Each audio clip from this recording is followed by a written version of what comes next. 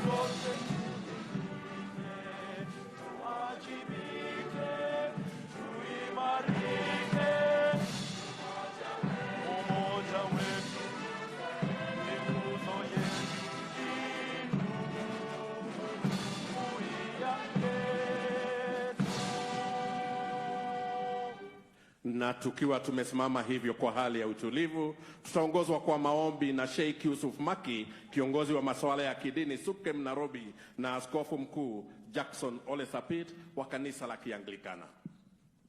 Let's pray. Bismillahirrahmanirrahim. In the name of Allah, the most beneficent, the most merciful. Alhamdulillahi Rabbil Alameen. We thank and praise you, Lord, the sustainer, the cherisher. We thank you for guiding us to this day and time.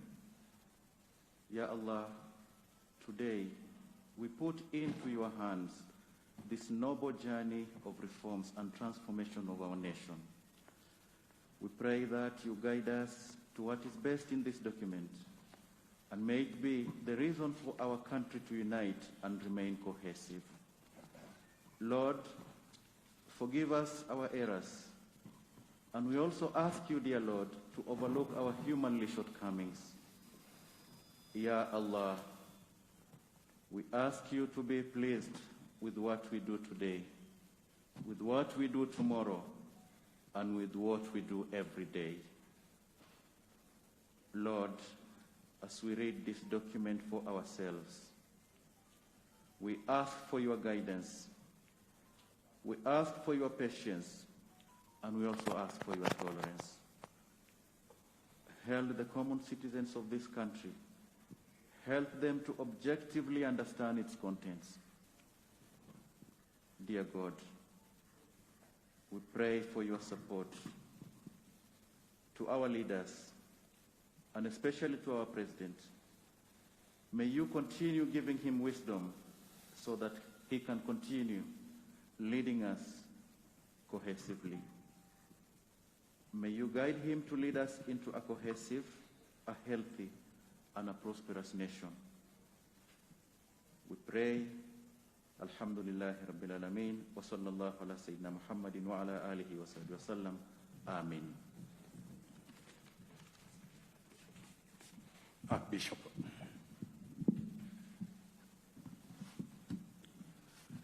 Heavenly Father, we are gathered here as a nation and as a people who have every reason to say thank you, Lord.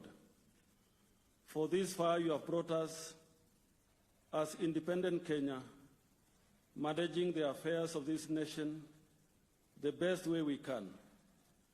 We are also conscious that we are not devoid of challenges and moments where we have to reimagine ourselves and rethink again. And today presents such an opportunity when we are gathered here to reimagine how we are going to govern and rule ourselves and continue to ensure that resources are well distributed to every corner of this country, and all of us shall be able to enjoy a nation which we can say we are proud to be a part of. So, Lord, as we come through this conversation, talking about our national ethos, the way in which we can be able to protect ourselves and live harmoniously every corner of this nation. Lord, we want to thank you. Give us this moment as a moment of reimagining a new nation, a nation that is going to prosper the weak and the strong, a nation for us all. So, Lord, may you guide us, led by our President and all those who are gathered here today, and particularly the team that has been working on this document, that we can all have the clarity that we require so that we make informed decisions after looking at it in depth. Lord, guide us as we begin this conversation, going forward as a nation. Give us the best opportunity to live in peace and in harmony. This is our prayer. In the name of God the Father, and of the Son, and of the Holy Spirit. Amen. Mheshimiwa Rais, mabibi na mabwana, tafadhali na tuketi. Mheshimiwa Uhuru Kenyatta, Rais wa Jamhuri ya Kenya na Amiri Jeshi Mkuu wa Majeshi ya Ulinzi, Naibu wa Rais Mheshimiwa Daktari William Ruto, Spika wa Bunge la Kitaifa na Bunge la Senate, Jaji Mkuu na Rais wa Mahakama ya Juu, aliyekuwa Waziri Mkuu Mheshimiwa Raila Odinga, mabalozi na maafisa wakuu wa kidiplomasia, wananchi wa Jamhuri tupadayo, mabibi na mabwana. Mheshimiwa Rais, naomba ruhusa yako niweze kumwita mwimbaji Rafton atuletee wimbo Mungu Baba Twaomba kwa dakika 2. Rafton, asante. Karibu. Asante. Bwana Yesu asifiwe. Wakenya mpo? Rais na pia Prime Minister na naibu wa rais, nasema ni asante, na ningeomba tafadhali tusimame tukiimba Mungu Baba Twaomba. Tuko tayari? Mungu Baba Twaomba. Asante sana Rafton, asante sana wote, na tuketi. Kwa kweli, Mungu Baba twaomba uilinde nchi yetu, tuishi kwa upendo. Kwa heshima Mheshimiwa Rais, naomba tuelekeze macho yetu kwenye runinga kwa makala mafupi yafuatayo.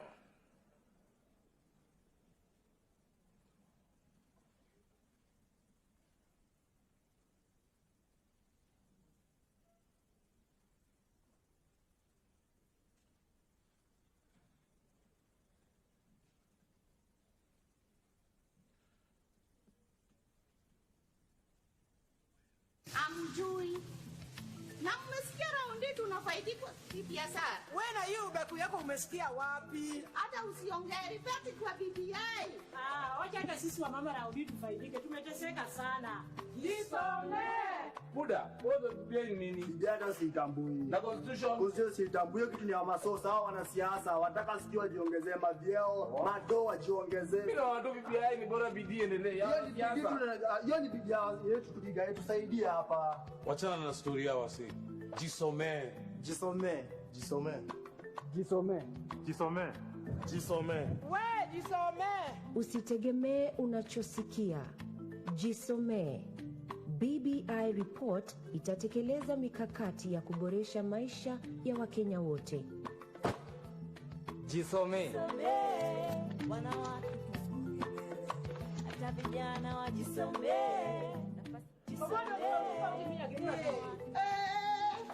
Amjui. Na mmesikia raundi tunafaidi kwa biashara. Wewe na hiyo ubeku yako umesikia wapi? Hata usiongee ripoti kwa BBI. Wacha hata sisi wa mama raundi tufaidike. Tumeteseka sana.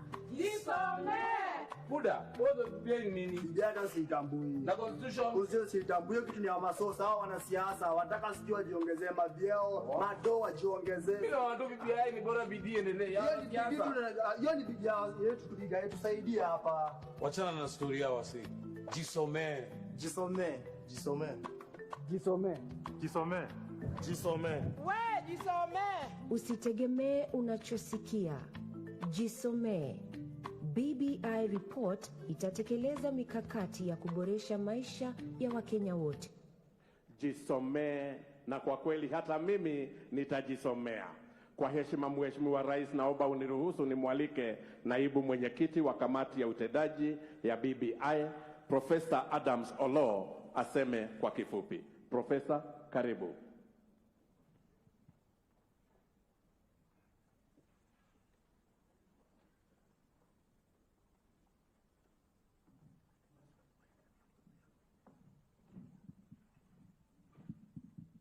Your Excellency, the President, the Deputy President, the Right Honorable Prime Minister, all protocols observed.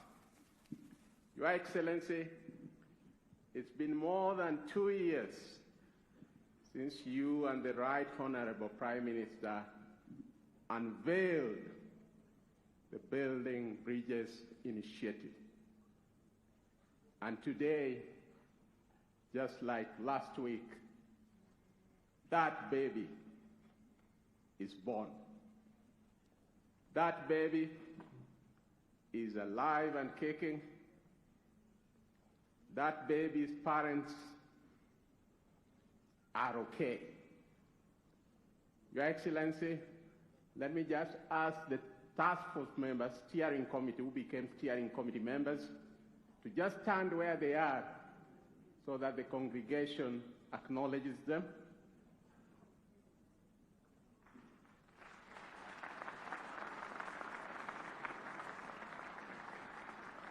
They are together with the joint secretaries there. Your Excellency, we also did work with a team of experts. Wherever they are, some of them will be presenting. Let them also just stand up so that the congregation acknowledges.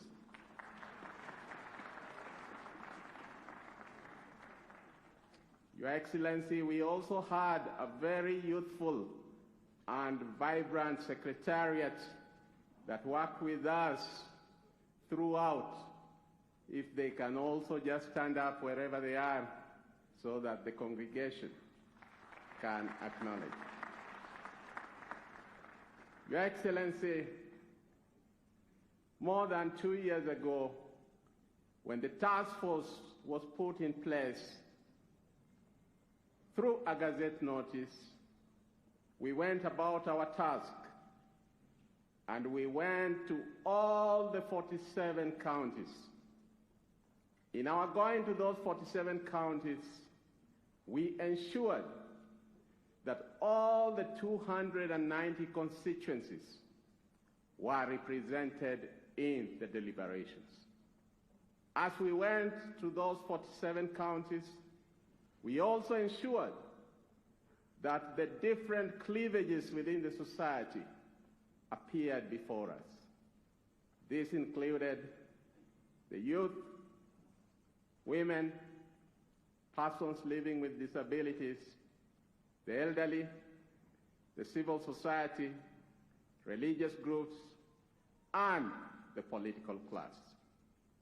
Other than going to the 47 counties, we also had what we called KICC stakeholder meetings.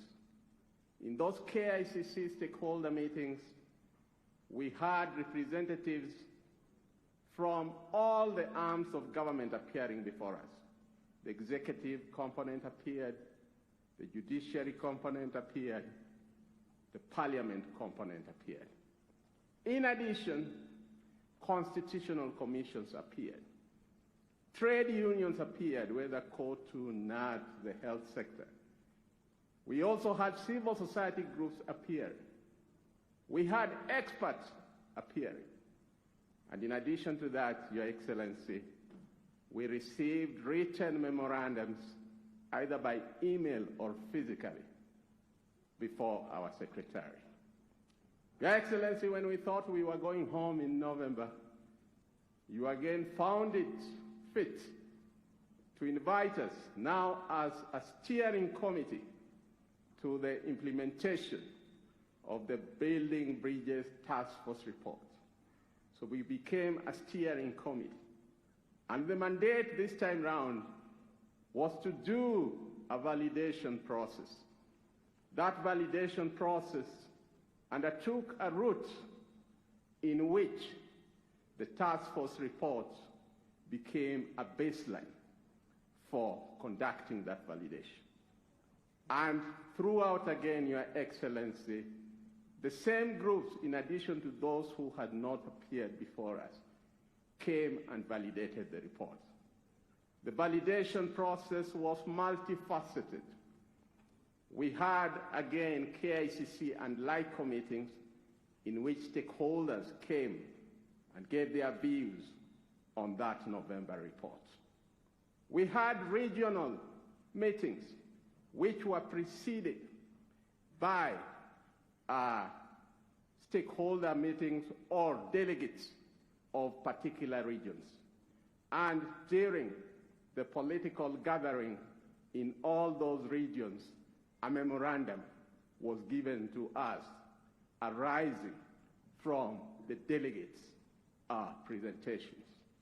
That happened in all the regions, but Your Excellency will recall that we had divided Rift Valley into two. Narok had already taken place, but as we prepared for Nakuru, COVID struck. Your Excellency, I can confirm to you, and if the governors from the Rift Valley are present here, they'll confirm to you that the Nakuru meeting that did not take place, we still gave them an opportunity, and as individual governors from the Rift Valley, they brought their memorandums to us. What I'm trying to say, Your Excellency, is that this was a very participatory process. In addition to the regional meetings, we had stakeholders inviting us and asking us to send experts all over the country to go and listen to their views, which we did in town hall meetings through our experts. We also, again during this stage, Your Excellency, as is reflected in our report, received memorandums via email and physically. Your Excellency, great nations usually look in the mirror when they are at war with themselves. Your Excellency, in your wisdom and the Prime Minister, you said that this country had been at war with itself, and that this was a critical juncture that the country needed to soul search in order to once and for all weave a national fabric that will be there for generations to come. Your Excellency, our report is multifaceted. We have a constitutional section, we have a statutory legislative section, we have a policy guide section, and we have an administrative section. Your Excellency, there are those who have always said that implement. We have done that by providing those administrative actions that need to be taken. As I finalize, Your Excellency, our report has both the hardware and the software. Part of our challenge is also our attitudes and behavior as a people. If, as the Archbishop of the Anglican Church said, we can build on our national ethos as a country and seek this opportunity as an avenue for a national conversation where we are talking with each other, but not at each other, Kenya shall be the better. God bless Kenya. Thank you. Asante sana Profesa. Kwa heshima Mheshimiwa Rais, naomba unikubalie nimwalike wakili Tom Macharia na mtaalamu wa masuala ya uongozi Bwana Pandi Onyango watueleze kwa kifupi yale yaliyomo kwenye hii report. Wakili. Your Excellency the President, Your Excellency the Deputy President, Your Excellency the Prime Minister, ladies and gentlemen. The Steering Committee heard from Kenyans that no nation can prosper or thrive without a binding set of values which they called national ethos. And therefore they recommend to you, Kenyans, a philosophy which they called Utu, which is an emphasis on our common humanity in nation building rather than the common enemy identity politics that have sometimes divided us over the last 5 years. They have provided you with a set of policy doctrines and guides that you're to discuss as a basis for future policy formulation in this country. They've also included in the bill, in the proposed constitutional bill, an article on responsibilities that every Kenyan can look to cultivate national unity on the basis of respecting Kenya's ethnic, intellectual, economic, and cultural diversity. They request and recommend to you that we orient our education system to train us for value creation rather than value extraction. On the question of devolution, economic issues, our war on poverty and shared prosperity, they came up with a concept they called the No Kenyan Left Behind. And here's what they have for Kenyans. A constitutional authority for shared prosperity, which is captured in an article on the economy, which is to be implemented together with many legislative measures, and which they came up with a concept called Biashara Mashinani. One of those things they intend to do, or they recommend to you, is increase the county shareable revenue from 15%, the minimum, to 35%. They recommend the creation of a ward fund where 5% of all county revenue will be paid into. The fund will require public participation in project identification and implementation. They recommend a statute known as the Prompt Payment Bill for the payment of invoices for the supply of services and goods to government, where invoices should be paid within a period of 60 days and a tribunal to resolve any disputes as regards outstanding payments. They recommend a one-stop shop, incubation shops and centers all over the country, beginning initially with the counties and going to the wards, where everybody who has a micro-enterprise, a member of the youth, women, will be able to obtain contracts under AGPO, capital under Youth Enterprise Fund and the Women Fund, counseling in the form of information and support, and prosperity for all small businesses. For the youth who leave colleges, and even for those in universities, they recommend a 4-year moratorium once you leave college on higher education loans board loans. They recommend, again for the youth and for some of the older ones as well, state responsibility for infrastructure that supports the digital economy so that we can sell farm produce and cottage industries right from our villages digitally. They recommend for county that the resources be allocated on their progress in eradicating wastage and corruption and attaining Article 43 rights. These are your rights to health, your rights to housing, your rights to food security, education, and social security. The more you use money, the more money you get.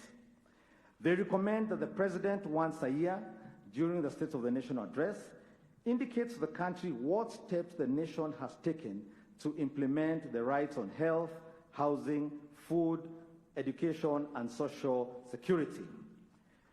The steering committee recommends the simplification of tax laws and broadening the tax base so that taxation policy encourages rather than suppresses business.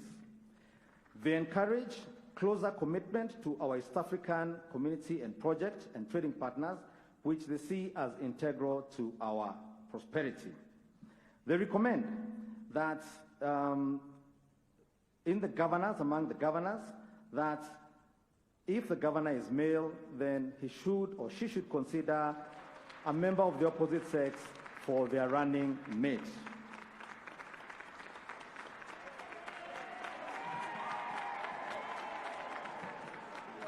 They also recommend that deputy governors be given a specific portfolio so that they have a desk and work to do.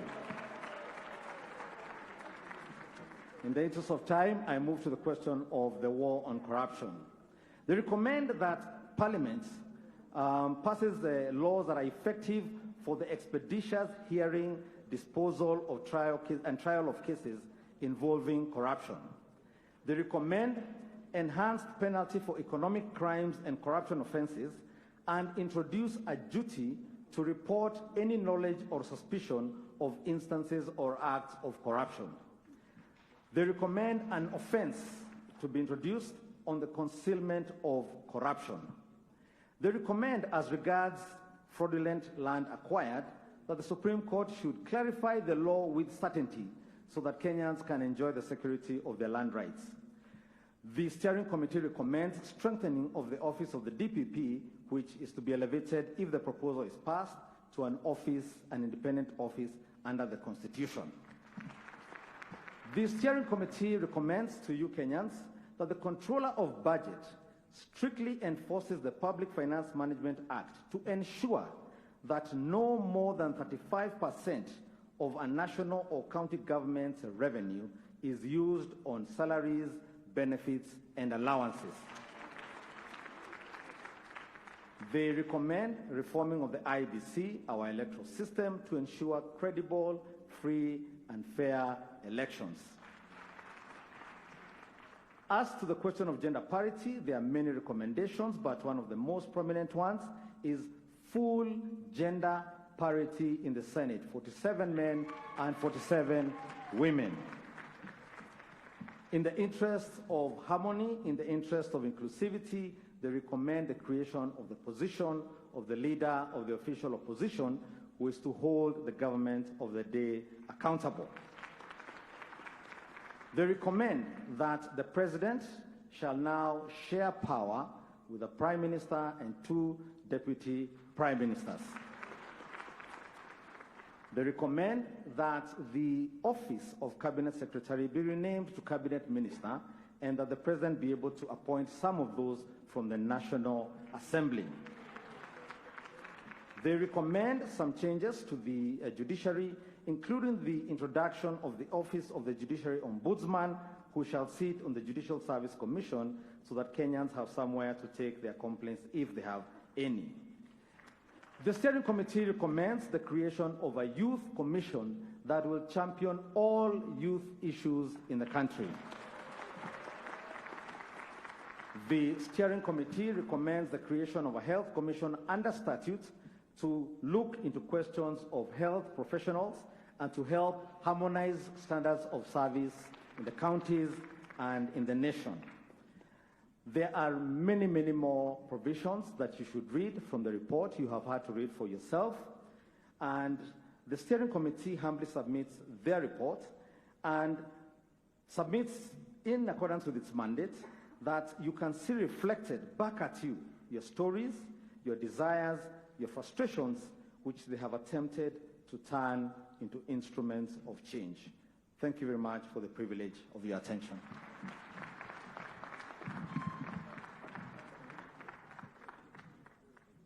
Asante sana wakili, na sasa nitamwalika mtaalamu wa masuala ya uongozi Bwana Paddy Onyango aendelee kutufafanulia yale yaliyomo kwenye ripoti ya BBI. Paddy Onyango.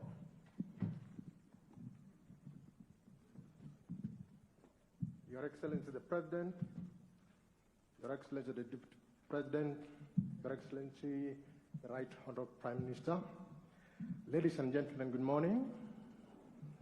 I am representing one of the committees that worked on legislation that needs to be changed so that the recommendations of the steering committee can be implemented.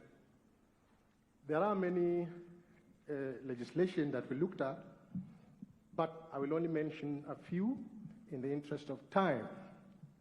But firstly, I'll give preference to special legislation that needs to be given, that we have recommended should be given priority as we move on. The first one is the Persons with Disabilities Act, which has taken 11 years to try and repeal. Your Excellency, we are happy that on the 14th of August 2018, your cabinet, in the 3rd meeting, adopted a resolution calling for the repeal of the 2003 Persons with Disabilities Act. Secondly, under the special category, we have the Kenya Sign Language Bill, which takes care of the deaf, that should be also fast-tracked. Under the special category, and finally, Your Excellency, on 26th of March 2015, in your State of the Nation address, you offered apologies to Kenyans for the historical injustices suffered, and you directed the Treasury to establish a fund called Restorative Justice Fund. In recognition of that, and to give effect to that directive, we have proposed the enactment of a legislation known as Reparative and Restorative Justice Bill, which then will be considered at Parliament. The essence of this is that all historical injustices, as covered in the Truth, Justice and Reconciliation Commission, will be implemented within a time frame. And you know some of these injustices include the Wagala massacre, for example, extrajudicial killings. People have been assassinated over time. Now the committee has recommended that these be given priority. On the other legislation, which are facilitative of the recommendations that are contained in the constitutional proposals, which my colleague Tom has presented, I will start with the elections laws. There are many of them. One is the IBC Act. The IBC Amendment Bill seeks to reform the IBC.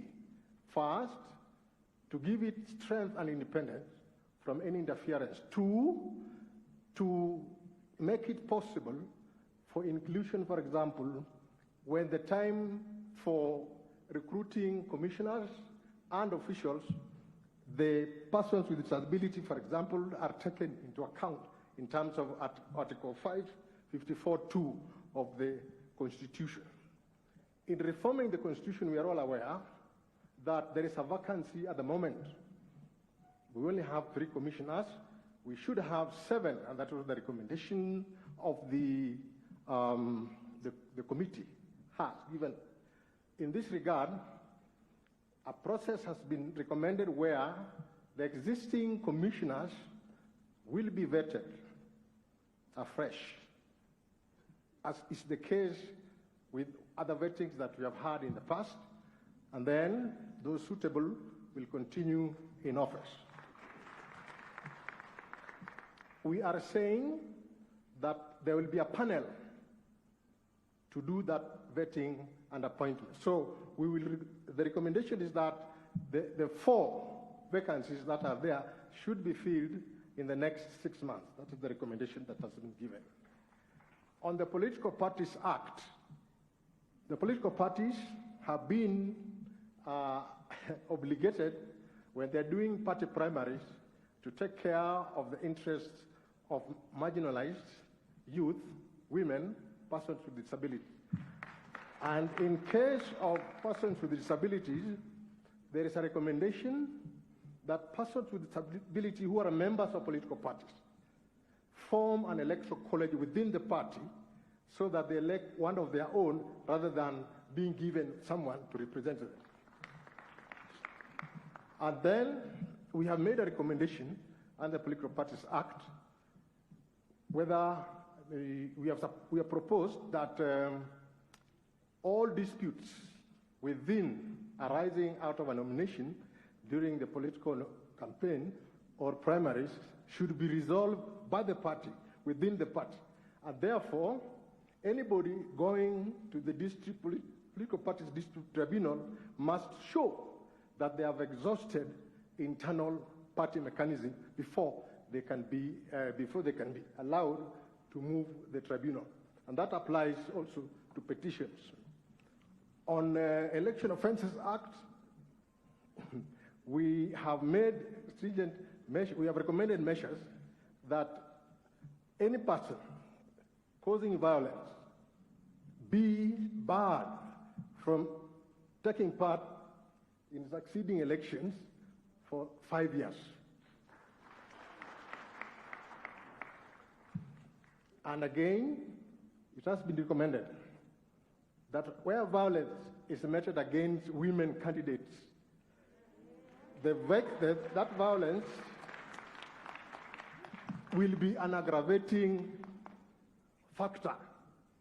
So, for example, if you happen to assault a woman outside the election period, then that will be common assault. But if you assault a woman within the election period, then you will be given a higher penalty or sentence than in ordinary circumstances.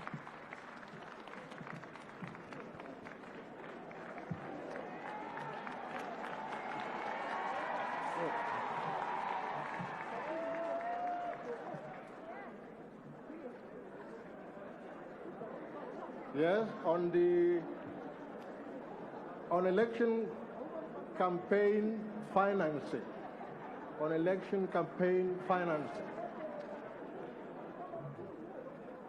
there is a requirement,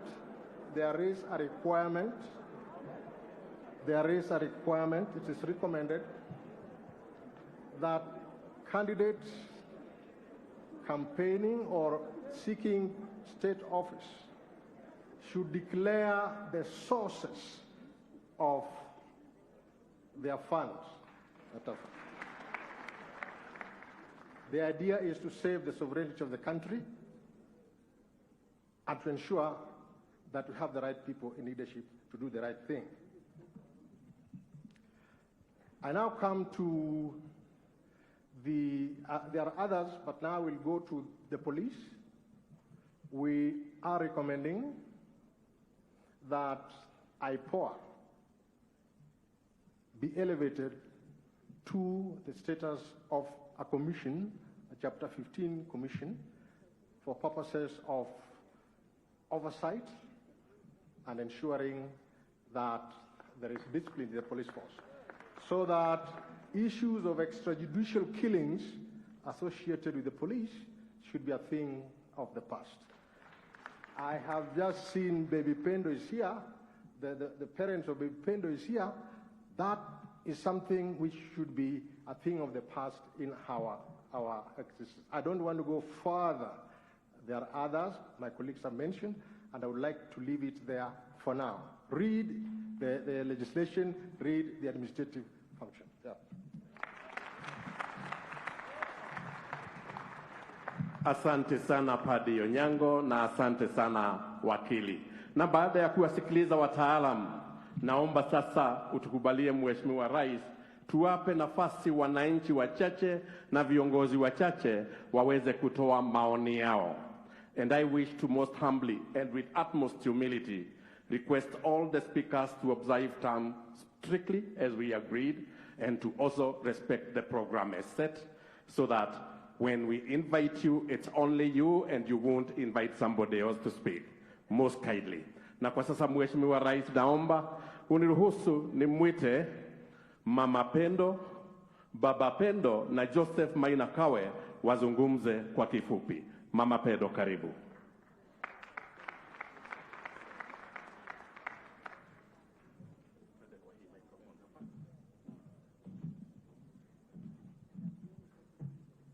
Mheshimiwa Rais, mabibi na mabwana, habari ya asubuhi. Kwa majina naitwa Lensa Chieng, mimi ndio mamake Pendo, na kama familia ya Pendo, si tumekuja kuhubiri amani ili tusonge mbele.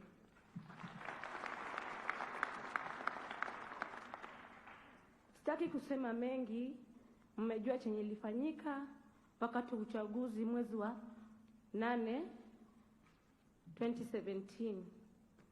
A flower was uprooted from my garden and it can never be replaced. I can be given another person, but not the same person like Pendo. Kwa wanasiasa, sisi wana Kenya, mkikuja kwetu, muuze siara zenyu, tupige debe, wale wenye tujashinda, tukubaliane na mwenye ameshinda, tusongeshe Kenya yetu mbele. Na mnapokuja kwetu, mchunge chenye inatoka kwa ulimi yenu. Msifanye sisi youth tupigane na nyinyi mnaendelea mbele. Wewe sema tu yako yenye uko nayo, tukubaliane nayo vile BBI tujisomee. Nikikubali nipige tick, nikikata nipige X. Tusongeshe Kenya mbele. Na nawaomba wanasiasa ikuwe mwisho kwa kitu ilitendeka 2017, mwanamke yoyote asilie mtoto wake na familia yoyote isilie mtu wake. Msituache sisi victim tubaki na pain and agony while you move on. Wakati yenye tumepata msiba, kuja kwetu uangalie how are those victims faring on, and let the nation move on. President Uhuru Kenyatta, I've never seen you face to face, but I know you're a cheerful person, and I was happy when Honorable Raila came and shook hands so that we can move the country forward. Ndio maana nasemanga mwanamke anakuanga gangari. Mwanamke unzampiga, mwanaume anzapiga mwanamke afure uso. Akiamka asubuhi jirani amuulize nini likufanya, atasema liteleza, na atacheka ili asitoe hiyo uchi wake. Ikuwe hivyo, tusitoe uchi wetu, tukue kama mwanamke gangari. Asante. Asante sana Mama Pendo, asante sana. Niombe sasa umshike mtoto Baba Pendo naye aweze kuja kusema kwa kifupi. Baba Pendo, karibu.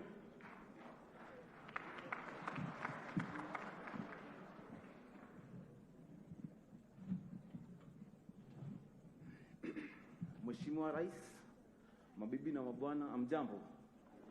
Mko salama? Mimi kwa majina naitwa Joseph Abanja, mimi ndio babake Pendo. So imekuwa hivyo, ikafanyika, but lazima nchi endelee mbele. Ya kwanza nataka kupongeza Rais na Mheshimiwa Raila kwa kuleta handshake, juu venye walileta handshake, dunia ilikuwa na amani. So the only thing nataka kusema saa hii, jameni ni Wakenya. Wakenya tuko watu wazuri. Tusidanganyane hapa ati siasa hivi, ikifika saa ya nini, matusi pale, mtu anakuja na kumalizia sira na huko kwa hapo. So ituweke tu kama, like I say, like a football pitch. Patana Gor Mahia na FC, Gor Mahia imepiga FC imepiga Gor Mahia, maisha yanaendelea mbele. Hakuna mtu anauliwa. Ndio? So tukishakuwa hivyo, Kenya itaendelea mbele na Kenya itasonga mbele. But ningependa kuomba Rais Uhuru Kenyatta kwamba venye mmeshikiliana na Mheshimiwa Raila Odinga, msiachane mkono jamani. Msiachane mkono jamani. Msonge mbele na BBI. Venye nimesikia kwa uchache tu, pia nilipewa nimesoma kidogo tu. Naona ni kitu tutaleta mabadiliko kwa maisha yetu. So tupige debe ya BBI, tusonge mbele, tusiuane, tusimwagi damu tena. Wacha damu ya mwanangu ndiko ya mwisho kuwatika election kumwagika tena. Wacha damu ya mwanangu ndiko ya mwisho. Kwa hiyo machache tu nasema asante, na Mheshimiwa Rais, kumbuka familia ya Bibi Pendo. Msituache hivyo sana bwana. Mmetuacha tunateseka bwana. Asanteni.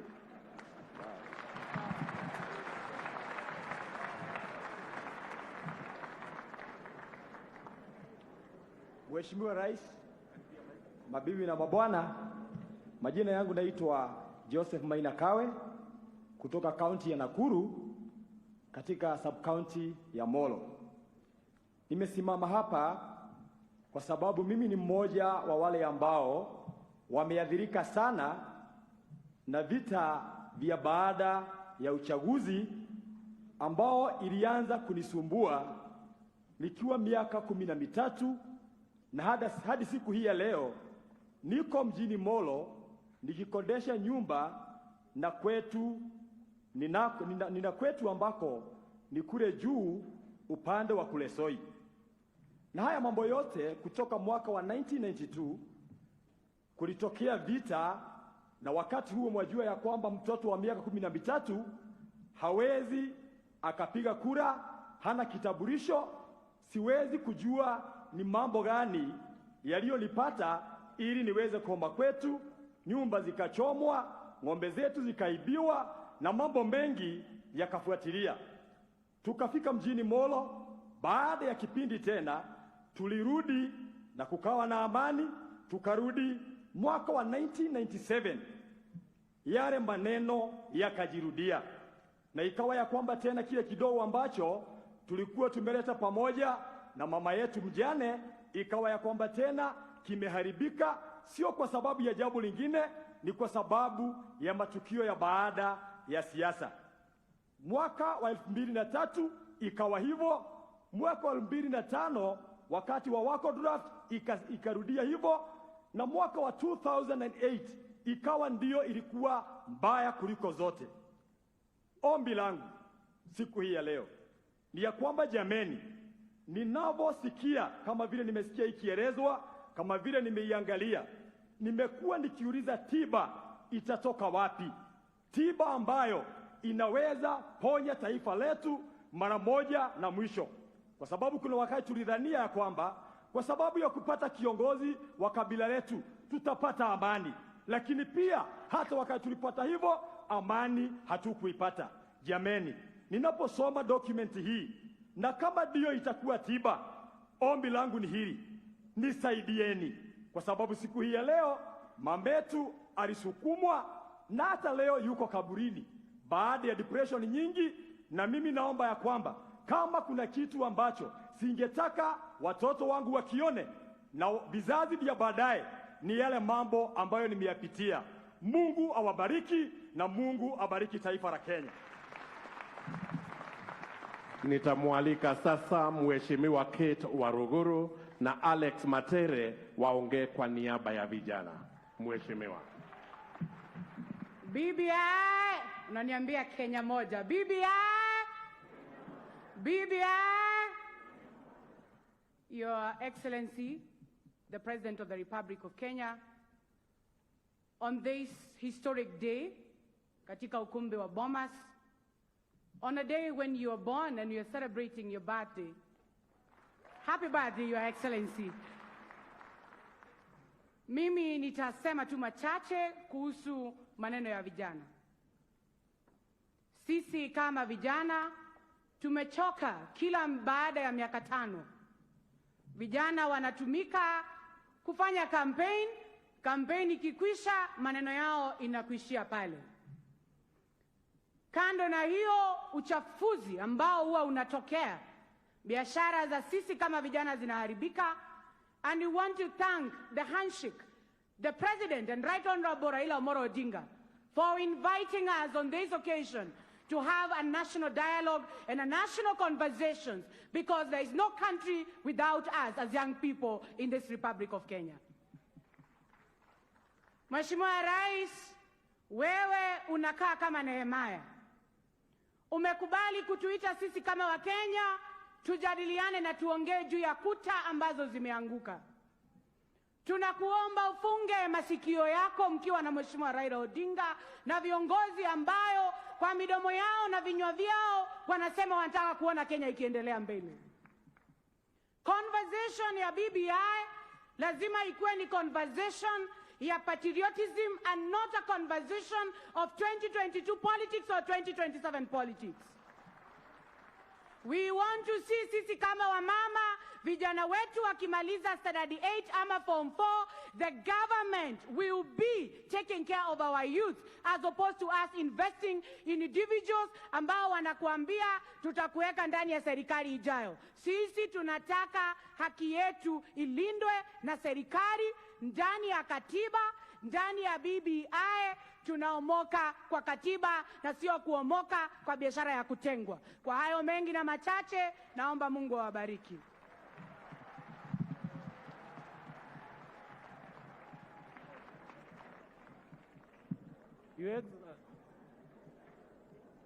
Your Excellency the President, Your Excellency the Deputy President, the Right Honorable Prime Minister, It is with profound humility that I stand before you today representing the more than 39 million young people of our country. Your Excellency, it is the former President of the United States, J.F. Kennedy, who said that the future prospects of a nation can be directly measured by the kind of investment that its leadership bestows on the young people. And as I stand here today, I know when the introduction was being done that the head of Secretariat of the BBI task force together with the Secretariat are actually young people. That it was actually very inconceivable that a young person from the Western region, Trans Nzoia County, for instance, can have the opportunity of standing and addressing such a gathering in Kenya today. If that is anything to go by, then the future of Kenya is indeed luminous. Your Excellency, first allow me to join the other speakers in congratulating you and the Right Honorable Prime Minister for the magnanimity introducing the handshake that has given voice to the BBI. One thing that I'm sure of is that when the history of our nation will be written, your names will be written in the golden pages of that book. Your Excellency, allow me secondly to appreciate the task force because they went round and they collected the views and aspirations of the young people. And I can confidently report to you today that the views, the aspirations, and the perspective of the young people are in the document as we speak. In the annexure of that document, the task force recognizes the youth as a special segment upon which the foundation of a peaceful, cohesive, and prosperous nation will be built on. Secondly, Your Excellency, the youth of our country have been feeling that they have been left out. And we have a common cliche that if you're not on the table, then you're on the menu. And the youth of this country have been on the menu for far too long. At this particular moment, when we are launching the BBI report, I'm happy and elated as any other youth from this country that the report gives us a table on the seat by introducing a youth commission that will ensure our issues are mainstreamed and that we have serious engagement with government and other non-state actors. Secondly, we have a problem and a very great challenge in terms of unemployment and unemployment of the young people. The report faces it in three phases. That one, we have TVETs that are able to train our people with skills and so that they can be able to develop our country. And secondly, we have the Biashara Mashinani that is also part and parcel of the document. And thirdly, we have business incubation centers that are going to the ward level. With all this together, merged together, you can be rest assured that the young people at Mashinani are going to change their prospects and also the prospects of this country. In the language of Mashinani, I can tell you, Your Excellency, vijana wanasema ya kwamba mbogi za mtaa zinaenda kuomoka na BBI. Lastly, Your Excellency, as we celebrate the gains that are going to come with BBI, we should also be wary of the political class. And as the youth of this country, we've experienced the politicians who have mastered the art of conning, conniving, confusing, and taking advantage of our youth and cutting corners with their future. We are here today to give them notice. We've seen some of them who are parading inventions that happened during the 16th century of a one-wheel machine. And we are telling them this morning that the 16th century inventions cannot be used to solve the challenges of the 21st century. Because reggae is back, Your Excellency, because reggae is back, allow me to quote Bob Marley, and he sang and said that you can lie to some people sometimes, you can lie to some people all the time, but you cannot lie to all the people all the time. In conclusion, Your Excellency, Martin Luther King said that all of us, and I paraphrase, that all of us must endeavor to fly. But if we cannot fly, then we run. And if we cannot run, then we walk. And if we cannot walk, then we crawl.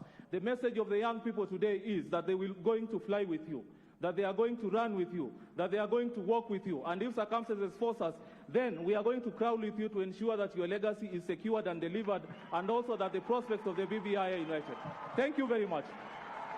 Asante sana, asante sana. Mheshimiwa Mishiboko, Rene Mayaka na Governor Charity Ngilu wataongea kwa niaba ya kina mama. Mheshimiwa.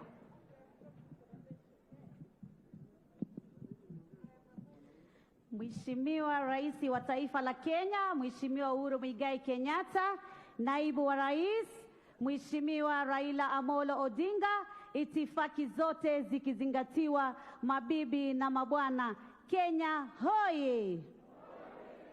Waswahili wanasema hayawi hayawi ua. Leo tumefikia siku mwafaka, siku muhimu ambayo tunazindua ripoti ya BBI, ripoti ambayo ilikuwa inazungumzia kujenga madaraja ya kuleta amani katika taifa letu la Kenya, madaraja ya kujenga umoja katika taifa letu la Kenya, madaraja ya kuleta ufanisi wa maendeleo katika nyanjani. Kwa niaba ya kina mama wenzangu viongozi na kina mama wa Kenya, sisi tunaunga mkono ripoti hii kwa sababu imeangazia haki za kimsingi za kina mama. Tukiangalia Mheshimiwa Rais, BBI imezungumzia ya kwamba katika nafasi ya ugavana, gavana akiwa mwanamke, naibu wake atakuwa mwanamume. Hivyo basi jambo hili litaweza kutupatia ngazi sisi kama kina mama wa taifa la Kenya tuweze kupata hatua ya kuingia katika uongozi wa ugavana katika kaunti zetu. Vile vile katika seneta, sasa hivi tulikuwa na maseneta wateuliwa 16 na wale watatu tu wachache waliochaguliwa. Lakini sasa tutapata sauti ya kina mama waliochaguliwa kikura, watakao kuwa na haki ya kupiga kura pale katika bunge la seneti na kuweza kufanya maamuzi ya kuhusu mambo ya county government zetu pale mashinani. Mheshimiwa Rais, tunajua hapo awali tulikuwa na wale kina mama 47 katika National Assembly. Lakini sasa hivi katika ripoti ya BBI tunaona kuna formula nyingine ambazo zinazungumziwa ili kuona ya kwamba tutaweza kuhakikisha ile sheria ya thuluthi mbili ya jinsia itaweza kupatikana. Tunaomba sana wale wataalamu, wale tunawaita experts, waweze kuweka formula ambayo haitaleta tena utata ifikie ya kwamba eti bunge la taifa liweze kuvunjwa. Tunasema ya kwamba Mkenya aisome BBI report, tusiweze kudanganyika na porojo, tusiweze kushika propaganda.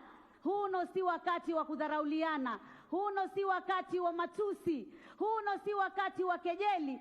Huno ni wakati sisi wa Kenya tuje pamoja, tujizatiti, tuwe kidete, tuweze kufungua ukurasa mwingine wa taifa la Kenya lenye umoja, amani, ufanisi na maendeleo katika nyanja zetu. Jamani, mwenzako anaposema mimi naipinga katiba, muite karibu, mzungumzie, mpe ushauri, aielewe kinagaubaga, ndiposa tuweze kufanya maamuzi. Na mimi kwa yale mengi yamezungumziwa ambayo tumeyapata, si elimu, si universal health, si mambo ya mashamba, si mambo ya kilimo. Jamani, tusikose mwana na maji ya moto, tushikane kidete kimoja kama Wakenya, tuhakikishe tuna ukurasa mwingine. Wakati wa siasa ukija, tuwe kama wenzetu majirani wa Tanzania, tunapiga kura na tunafanya uwiano na tunakuwa na mapenzi. Twakupenda sana Mheshimiwa Rais,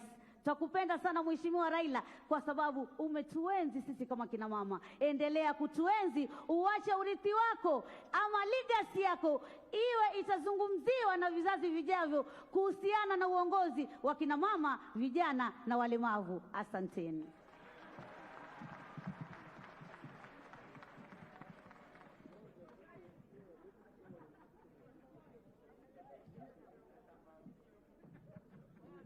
Your Excellency, the President of Kenya, ladies and gentlemen, all protocol observed.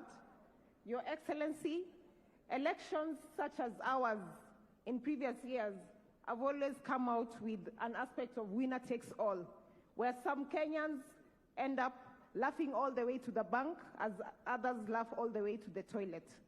Your Excellency, we are particularly happy with the handshake that happened between you and the Right Honorable Prime Minister Raila Amolo Odinga on March 2018. That, for some of us, came as a shock, but we were quickly very happy about it because as a result of it, the country that is Kenya has started to be in the process of ensuring that we are no longer polarized. Your Excellency, as the women of Kenya, we are particularly very happy with the BBI. Wamama tumefurahi ama tujafurahi? Tumefurahi ama tujafurahi? We are happy, Your Excellency, because in particular when I talk about the Senate, where now we will have our women being able to vote, and now we even want to have the formula coming back so that the women of Kenya in the Senate can actually vote for a higher percentage for water, and they can vote for a higher percentage for women empowerment at the county level. Your Excellency, we are happy with the Youth Commission that we must say right now that we want it to be explicit, leaving no room for maneuvers and variances. Your Excellency, as a member of County Assembly, from the County Assembly of Nyamira, we are particularly happy with the 35% that is coming to the devolution. We are also happy with 5% for ward development because this has been a thorny issue for many members of county assemblies for a very long time. At least now we are able to ensure that Article 35 is taken care of.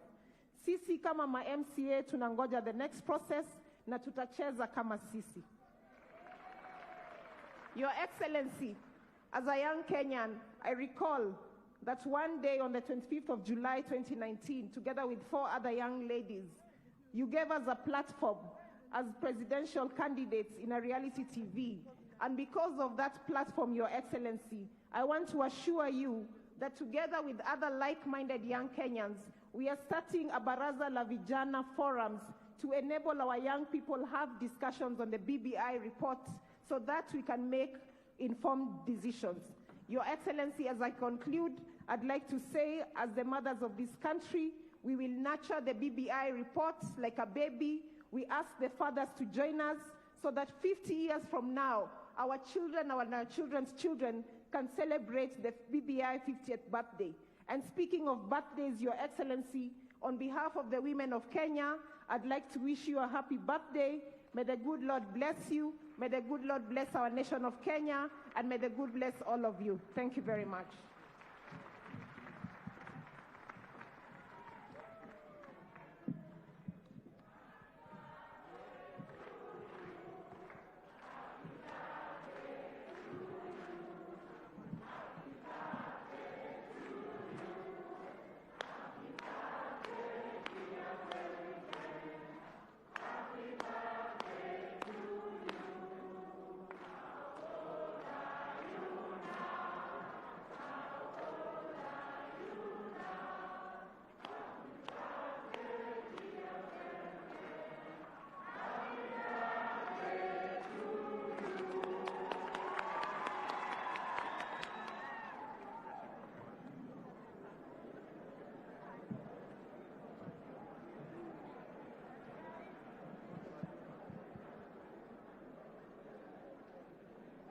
Your Excellency,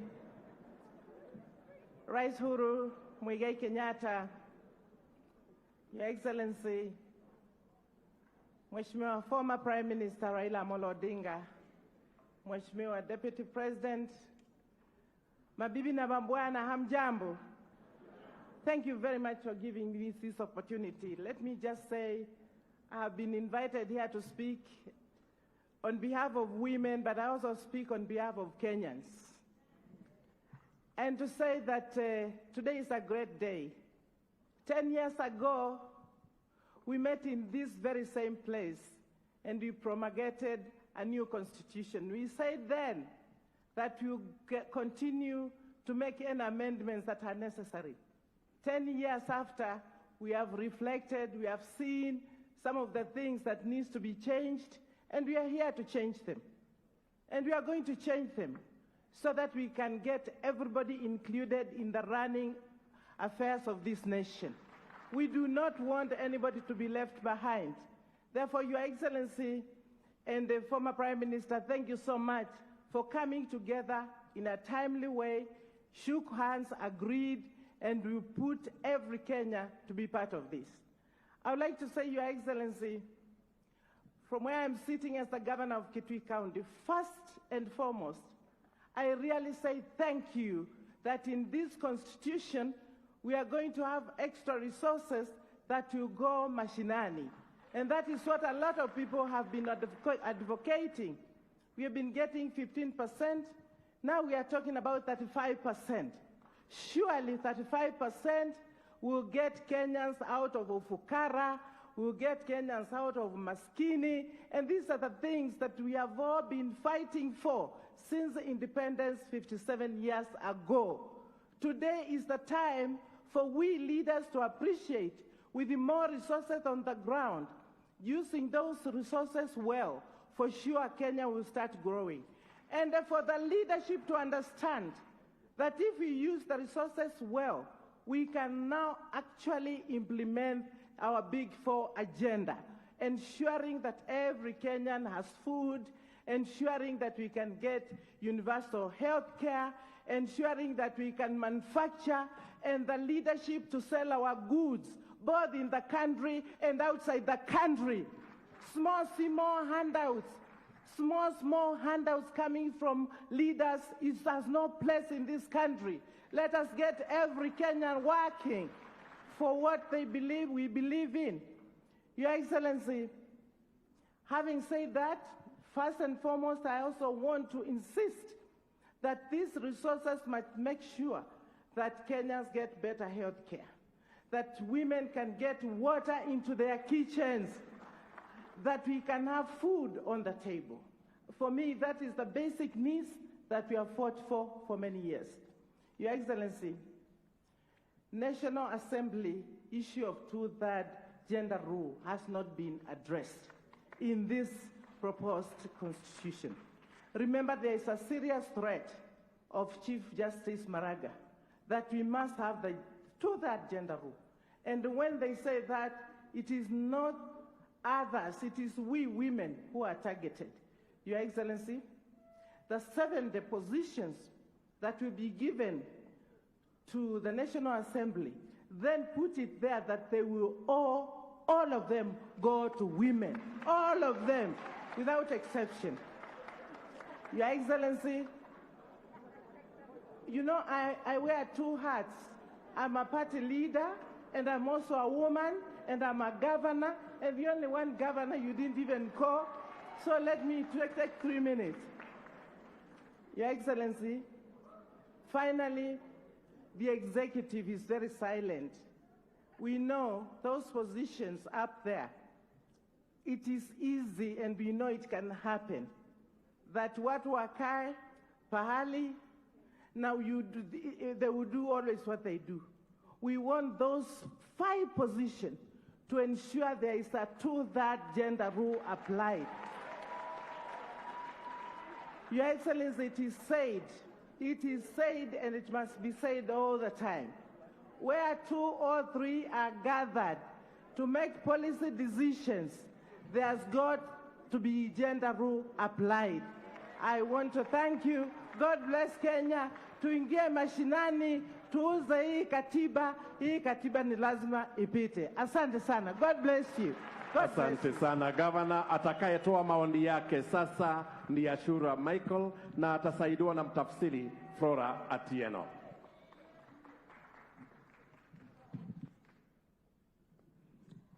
His Excellency, Honorable President Uhuru Kenyatta, His Right Honorable Raila Amolo Odinga, our Deputy President, Honorable Ruto, all protocol observed.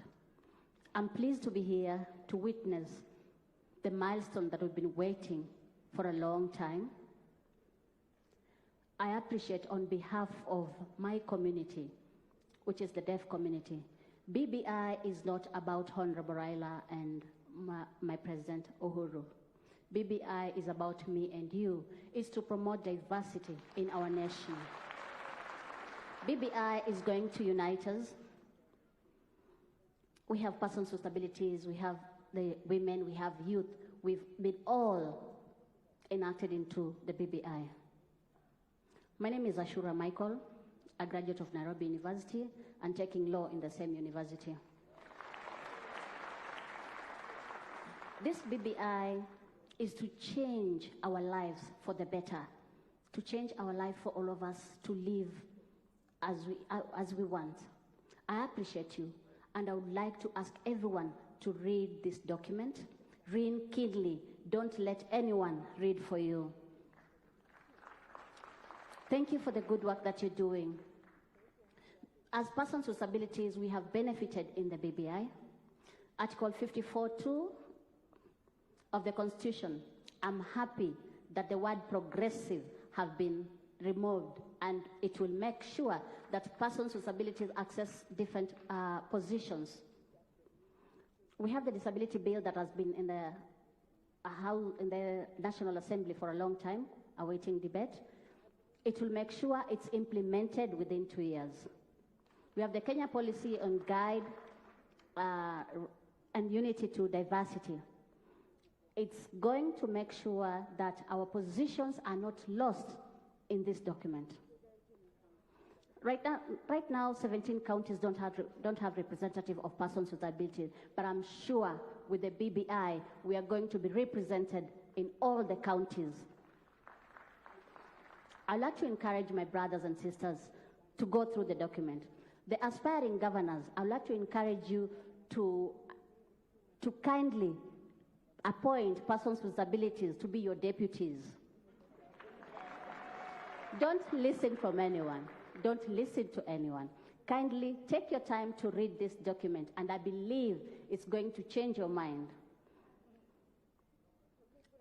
Na nikimalizia, mtukufu Rais, I'd like to thank you so much for uniting us, making our country best to develop for our children. Thank you for improving our economy. Finally, Mheshimiwa Rais, recently you went to Kisumu na nikasikia ukisema unatafuta mpango wa kando. Najua mama alikubali. Babangu Raila yuko hapa, ako tayari kuchukua mahari, na ndugu yangu hapa, Deputy President, akikubali atakuwa best man. Sasa na mama wa taifa tutaendelea kubuild bridges pamoja. Na sasa mtoto wa BBI atazaliwa. Asanteni sana. Tumpungie mkono hewani, tumpungie mkono hewani. Asante. Asante sana. Kwa niaba ya wafanya biashara hapa nchini, asante. Asante. Kwa niaba ya wafanyabiashara hapa nchini, Nick Nesbitt wa KEPSA, Mike Raba na Richard Muteti wataongea kwa kifupi. Karibuni.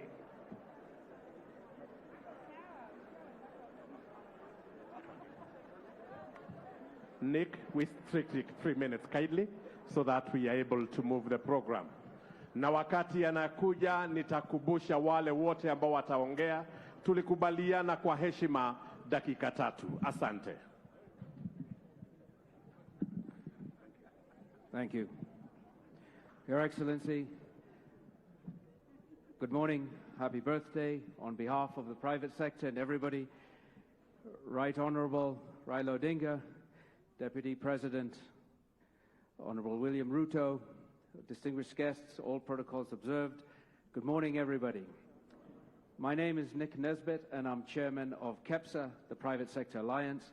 But I'm standing here not really to talk perhaps only on behalf of private sector, but also to talk on behalf of the Multi-Sectoral Forum.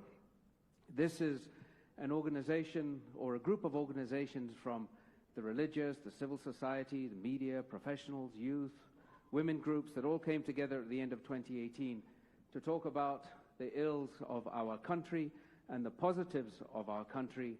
And we came together and presented a report to the BBI to address what we thought would help move the country forward. And we're very happy and pleased, Your Excellency, to read many of our recommendations and see that they have been included in the BBI report. And for that, to the BBI team, I say asanteni and thank you very much.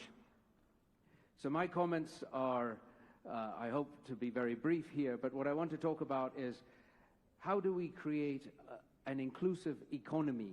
And I'm coming from the private sector, the economy side.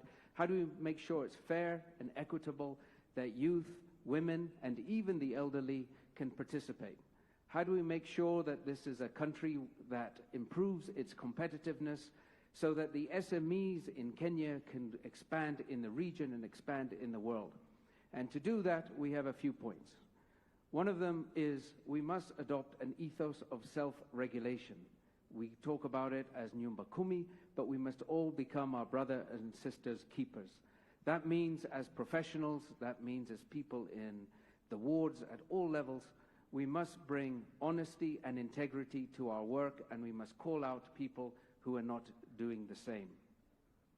We must ensure that in this inclusive economy, we can ensure that all the people who want to participate in programs, in projects, in companies, in tenders, can do that safely, and they can be certain to win.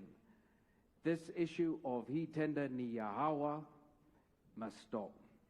We must ensure that young people and women can win fair and square.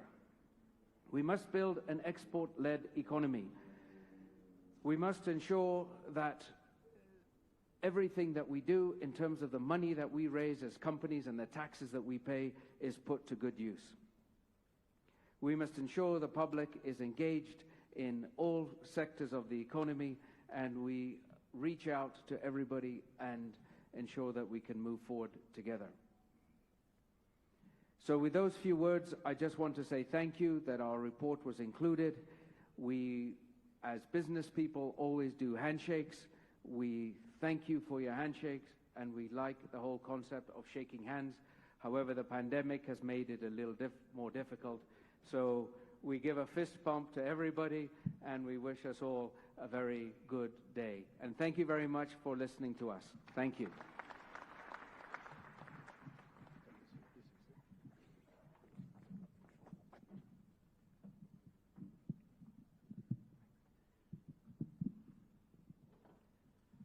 Your Excellency, the President, Your Excellency, the Deputy President, Your Excellency, the Right Honorable Prime Minister, distinguished guests, ladies and gentlemen. Good afternoon. Good. My name is Michael Rabah. I'm an entrepreneur, and I'm here to speak on behalf of the SME sector. I'm the founder of a group of companies called the Homeboys Entertainment Group of Companies. We're in the business of entertainment, sports, media, and broadcasting. Homeboys was founded 20 years ago while I was in university. I began my business by selling cassettes to matatus. In our past 20 years of existence, the company has now grown to employ over 200 young people whose livelihoods fully depend on the growth and sustenance of the entertainment industry. Your Excellency, it's not been easy building and sustaining the business under the current prevailing environment, especially being in the Juakali sector. However, with commitment, perseverance, and hard work, we have soldiered on and have been very successful in expanding the business as we continue creating employment opportunities for young people. Despite the challenges, Your Excellency, we are, however, proud to state today that by the end of this year, we shall be listing in the NSE, the first of its kind. This, indeed, Your Excellency, is a milestone and will be a first for business like ours in the Juakali sector. This goes to show to my fellow entrepreneurs, with hard work, vision, commitment, and an enabling environment, and I repeat the terms, enabling environment, our dreams can come true. So, Your Excellency, what does BBI mean for small businesses? As for the document, its first aim is to reduce the hurdles of setting up small businesses. The cost of doing business shall be reduced, the bureaucracy of getting paperwork shall be reduced as well, and this shall encourage businesses in the smallest sector to thrive. Secondly, it aims to give youth-owned enterprises a 7-year tax break. That is music to our ears. 7-year tax break, meaning small businesses can now set up and pay taxes 7 years once they establish themselves. I think for us, had this been happened a few years ago, we would have been much, much bigger than we are right now. Thirdly, it aims to set up business incubation centers across the country for the purposes of providing access to finance, advice, mentorship, and access to market and to government contracts.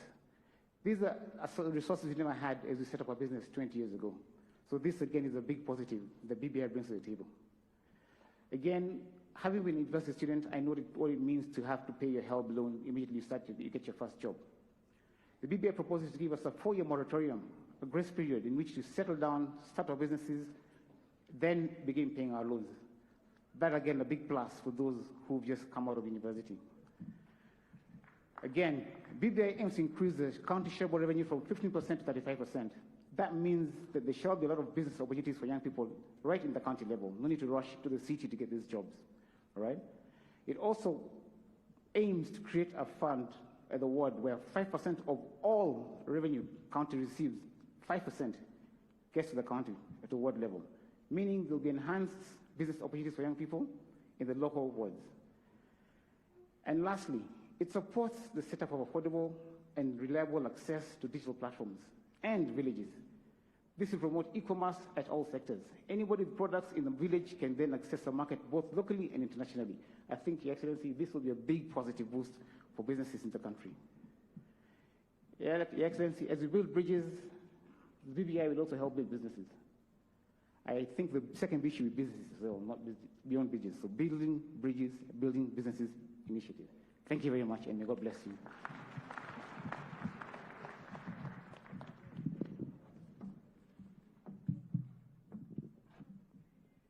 Your Excellency, the President of the Republic of Kenya, ladies and gentlemen, I'm Jambo.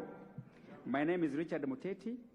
I'm representing the National Federation of Juakali Associations and the National Coalition of Informal Sector Coalition on Business Continuity.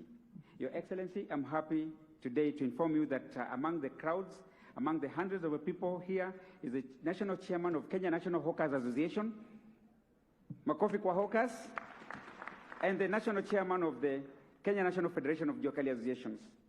Your Excellency, we also have the National Chairman of the Nduthi sector, United Border Border Associations.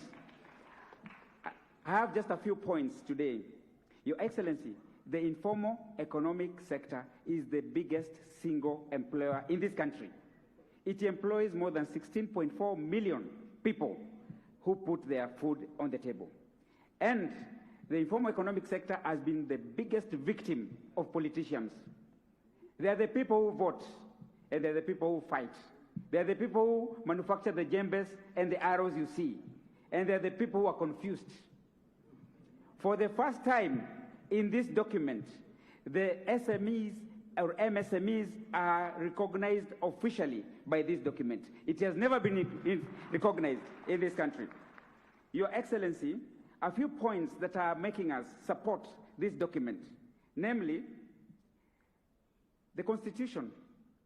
The people talk about Kenya, the importance of the SME sector, but they have never constituted them officially and mainstreamed them. This document is mainstreaming the MSME sector into the Constitution. That's a very big plus for us. Your Excellency, MSMEs do business. The government is the biggest purchaser. Your Excellency, when our people are not paid on time, they die. Because they have nothing, they have no money to sustain themselves as the big boys. So if you give our people business and you take more than 2 months, that's why, Your Excellency, most of our people work with medicine in their pocket. But I'm happy to inform you today that this document talks about the prompt payment bill, whereby now it will be mandatory for our people to be paid on time. They will not be begging. And this is going to create employment, it's going to create jobs, and it's going to give hope to millions of Kenyans in this country. Your Excellency, we are talking about, in this document, the business incubation centers. That we are going to have business information incubation centers in all areas, mpaka mashinani. That will not be coming from Kisumu, from Machakos to Nairobi to seek for help. That your small business will be nurtured where you are. Makofi kwa BBI. For the first time, we're also talking about business registration by the youth, the women, and people with disability, majority of whom are in the informal economic sector. This is the first time that they are going to be mainstreamed in the Constitution. The other times, imekuwa ni story na porojo. This time, they're going to be mainstreamed inside, and they're going to be measured, and their supplies are going to be appreciated. Your Excellency, lastly, we are talking about tax holidays. It has never been in this country before that a startup starts paying tax immediately. So he starts, is knocked by taxes, he dies. This document says, start your small business and do it for 7 years. Nurture yourself, then you will grow. Is it a good thing? Lastly, Your Excellency, the informal economic sector in this country, people think that it is not organized. We have an elaborate structure in this country. We have an elaborate structure in the region. I am the head of the Secretariat of the Informal Sector in the East African region, and one of the messages they have for this country is that they are waiting for this BBI to pass, empower our MSCs, and then they encourage their countries also to have a BBI. Thank you very much.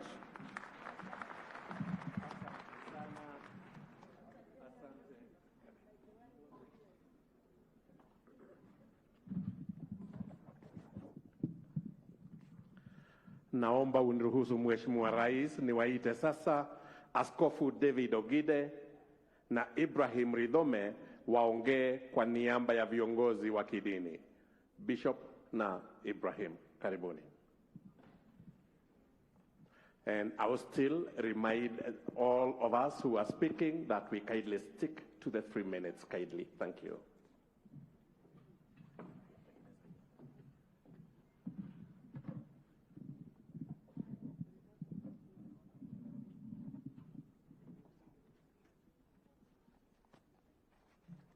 Your Excellency, President Uhuru Kenyatta, Your Excellency Deputy President, and Right Honorable Prime Minister, we are delighted to be here this day.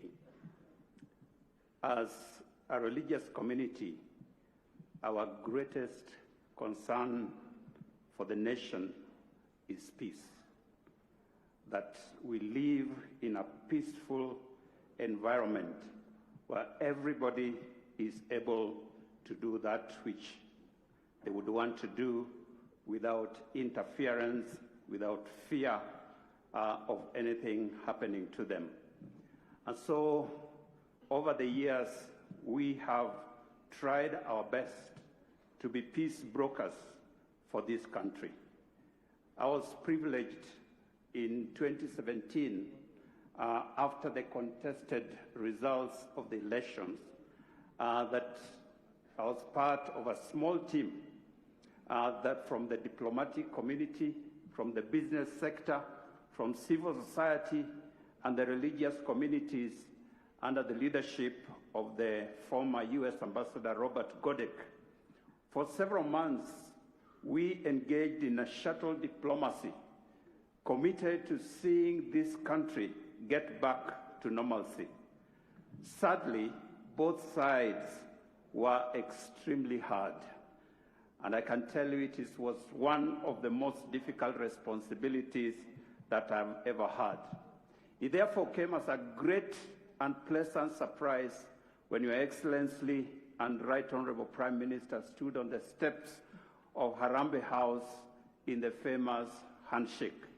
We were delighted that you also spoke of creating a national conversation on issues that bedevil this nation every electoral season. This has been one of our key plans to create a national conversation. In fact, our group was loosely known as National Conversation. Your Excellency, I say all this to let you know that the spirit of national conversation has been with some of us for a very long time, well before BBI. This is because we have believed that unless and until we address the cancer that eats this nation, we will never have enduring peace. To continue with business as usual is to deceive ourselves. It is just a matter of time, and this country will one of these days explode to unquenchable flames. For this reason, we want to unequivocally laud the efforts that have been made by the steering team and by your leadership are in addressing these issues. Your Excellency, we, however, have some very serious concerns. In this nation, we have developed a very dangerous tendency of politicizing everything. Even a very important matter as constitution making gets shrouded in political intrigues. That is why we are finding ourselves with laws that cannot satisfy the desire of the political class, but do not effectively address our national needs and aspirations. It is in this light that I want to plead with our political leaders. Please allow the current process to objectively lay a foundation for the future of this nation. We must therefore remember that the laws you make today will tie your hands and your feet tomorrow. The liberties you take away today will imprison you tomorrow. It is most unfortunate that the politics of our nation is based on divide and rule. Politicians somehow believe that the only way to succeed is to divide us into dichotomous categories of us versus them. Yet, political interests shift rapidly. Between 2017 and 2020, the political formations have changed significantly. In fact, I want to prophesy that it will not be a surprise before 2022 that Dr. William Ruto and Honorable Raila Odinga will be on the same side. It is a fact that no nation has ever become great through division. The Bible is clear that where there is unity, the Lord commands a blessing. A cord of 3 strands cannot be broken. Your Excellency, perhaps it is time that hustlers should pause their hustling for a moment, and the reggae dancers pause their dance for a moment, and join together in a serious Jerusalem dance for the sake of the peace and the unity of this nation. After all, DJ Master KG and his sister remind us that the New Jerusalem is our ultimate home.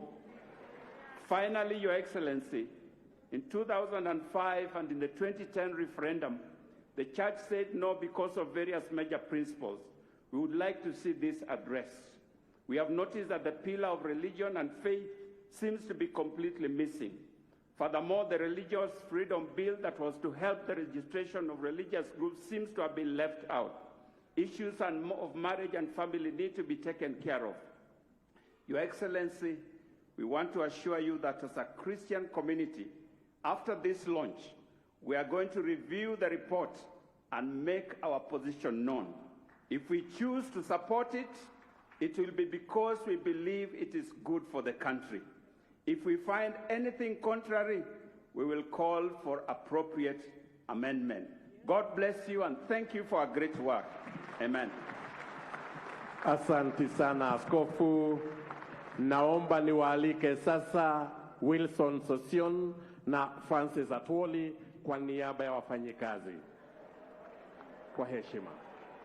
Na niombe na niendelee kuomba, we stick to the 3 minutes. Mzee, tunaweza kuanza na Mzee Atwoli because you are here, sir. Kindly.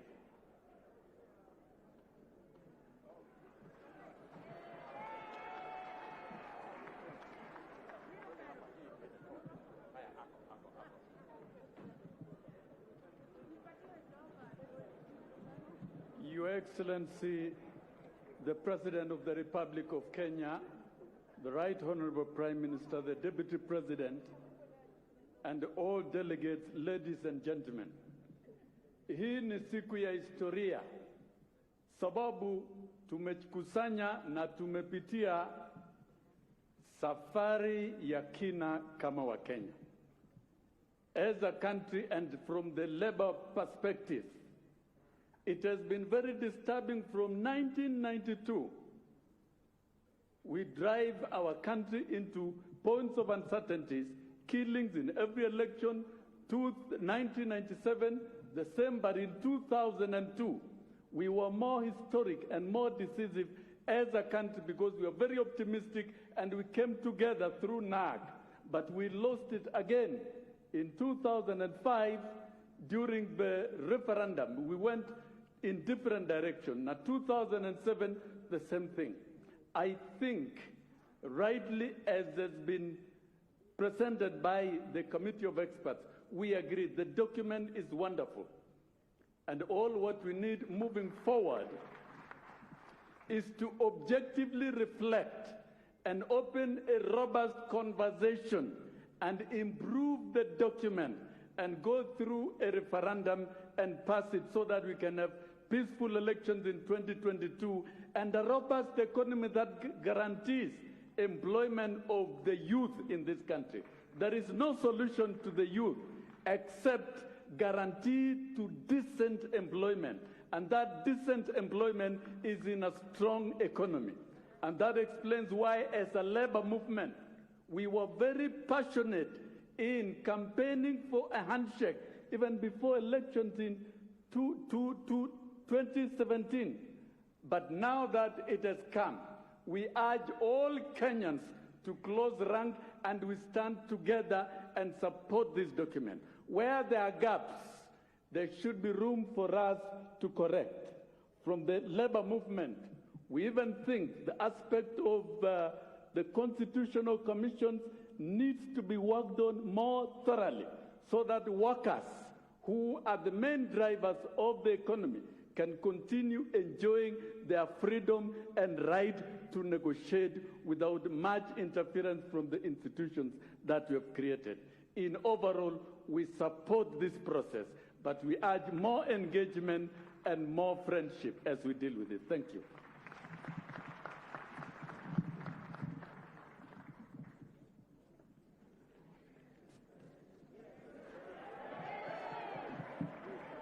Yes!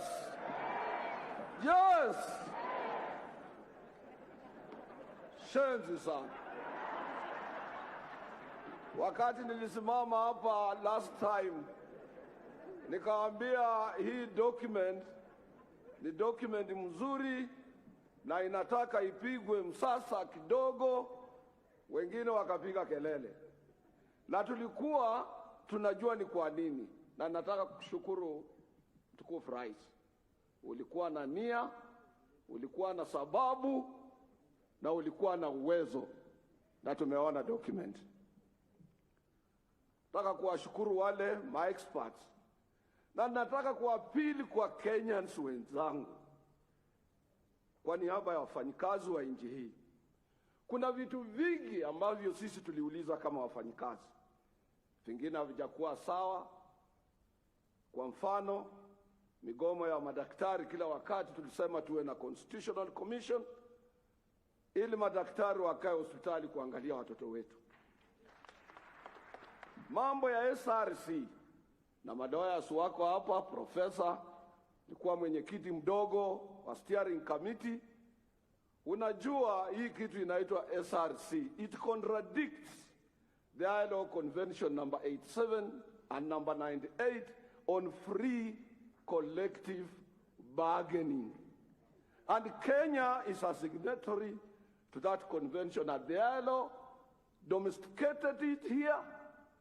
It is reflected in Article 41 of our current constitution.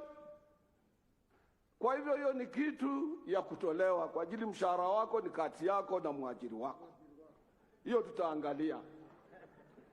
Jambo lingine sisi tulikuwa tumeuliza, ilikuwa ni mambo ya special seats for special interests. We need to have a constituency.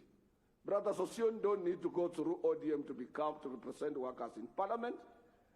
We need to have our own constituents as workers, and at our governing council we elect our representative to represent us in parliament. Not through political parties, not through my party KANU. But hizo tutaangalia wakati wanatengeneza constitutional amendment bill. Kama haiwezekani, jambo kubwa liliangaliwa, mambo ya all inclusiveness. Watu wamesema, Mama Pendo amesema hapa, nikatoa machozi. Wakati shida inapotokea, sisi wafanyikazi tuko katika miji mikubwa. ni watoto, wamama na wafanyikazi ndio wanapata shida. Wengi wakubwa wenzangu wanatoroka.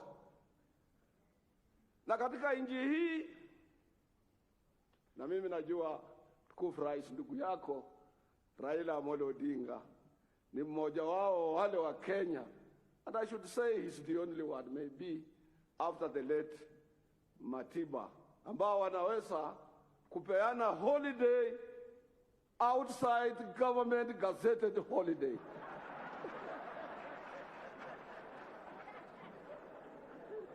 Kwa hiyo ndugu yako mheshimiwa tukufu rais akitangaza tu hapa saa hii watu wasiende kazini na waende Uhuru Park,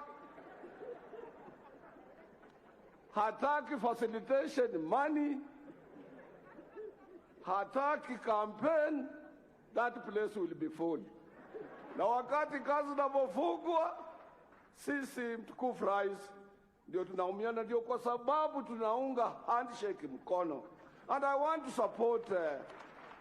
support Bishop. A politician ambaye anaona mbali na yule anatakia watu wake mazuri. Please, sisi 2022 ni mbali. Njaa iko sasa.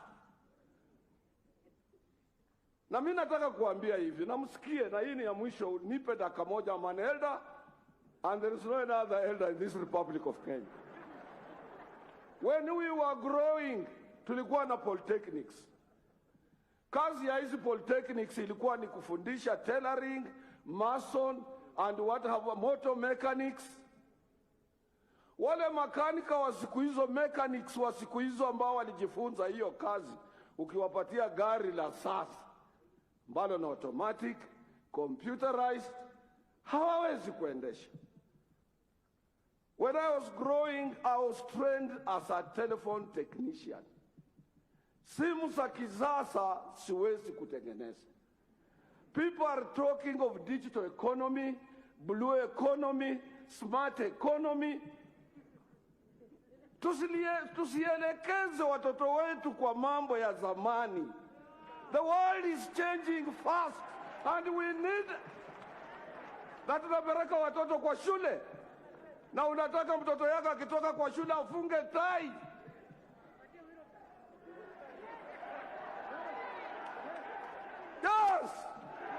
Yes.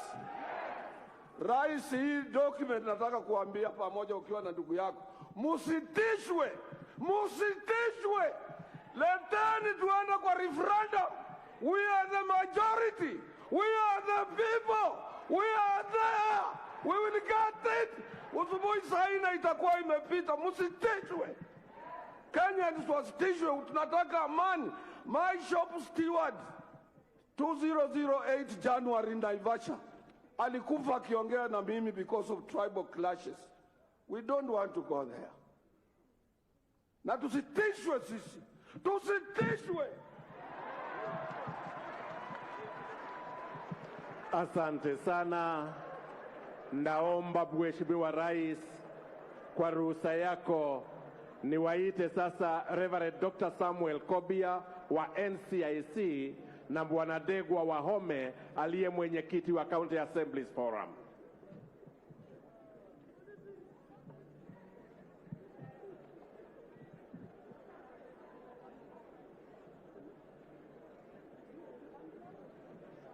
Your Excellency, the President, ladies and gentlemen, first of all, Your Excellency, I want to wish you a happy birthday, and may God continue to richly bless you with good health now and in the days coming.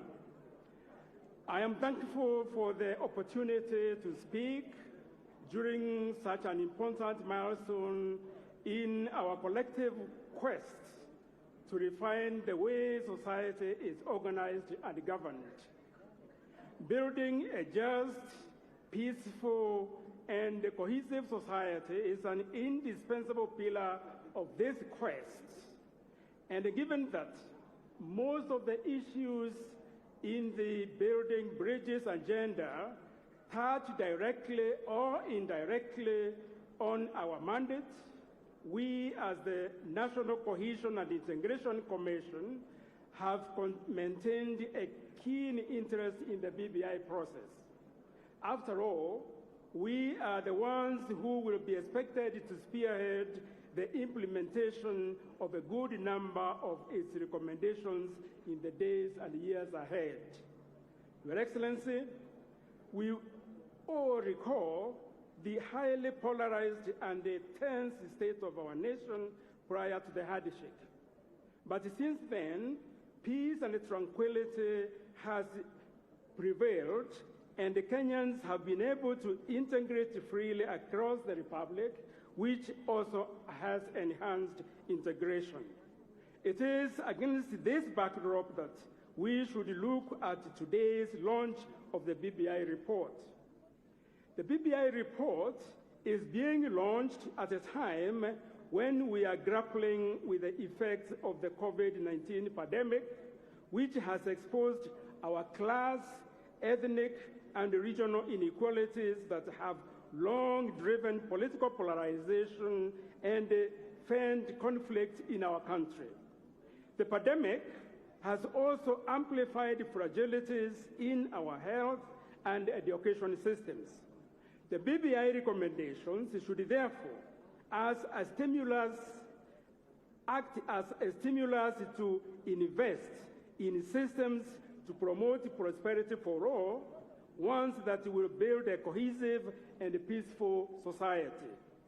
My hope is that after we flatten the COVID-19 curve, our national revenge on the pandemic will be also to flatten the gaps in our societies, so that there will be no us versus them, a dichotomy that, if not well considered, could easily lead us the Rwanda way, a way we don't want it to go.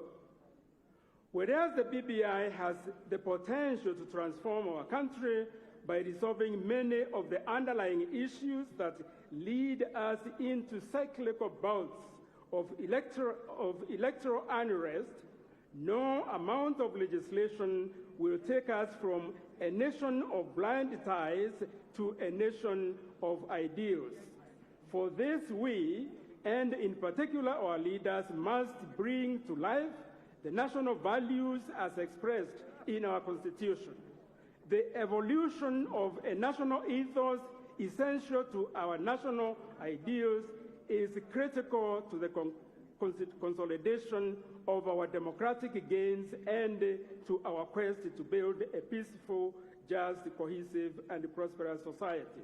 In conclusion, I wish to confirm, Your Excellency, that the NCIC will continue working to ensure the process is peaceful, leading to a transformation of our political culture and the infusion of healthy values and in uplifting national ethos into the lives of all Kenyans. Thank you, and may God bless Kenya.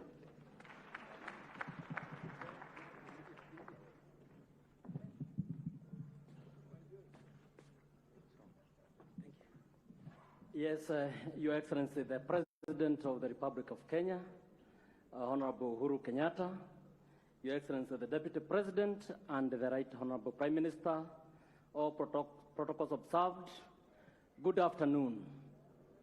Yes, my name is Dego Wahome. I am the Speaker for Nyandarua and the Chairman of the County Assemblies Forum. Hiyo ni mabunge yote 47 ya Jamhuri ya Kenya. And to start with, I would wish to quickly introduce the members, Your Excellency, who are here. Can we have the speakers upstanding? The speakers of the county assemblies of this country, kindly. Very well, thank you very much. The deputy speakers, you make it fast. Yes, deputy speakers, you can wave. The majority leaders. Okay, and then all the MCAs from across the country. Can you kindly be upstanding? Asante sana. Thank you very much. Your Excellency, we would have been more than this, but due to the limitations of COVID, we are the only to get a few of us so that we would be able to fit here and be part of the history of this country. Your Excellency, as the county assemblies of this country, we have listened to you very carefully. And we have also, in the preliminary, looked at this document that is the BBI.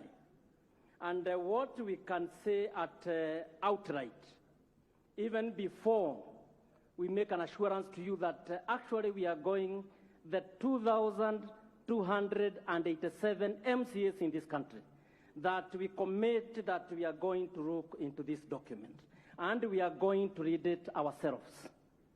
Secondly is that we are going to ensure, as the leaders who operate at the village level, that this document reaches Wajiko and that Wajiko is able to understand it, is able to appreciate it, is able to own it, and therefore make the right decision on it.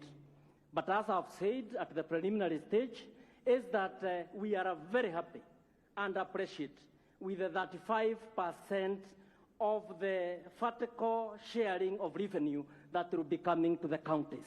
That one is actually strengthening devolution and securing devolution.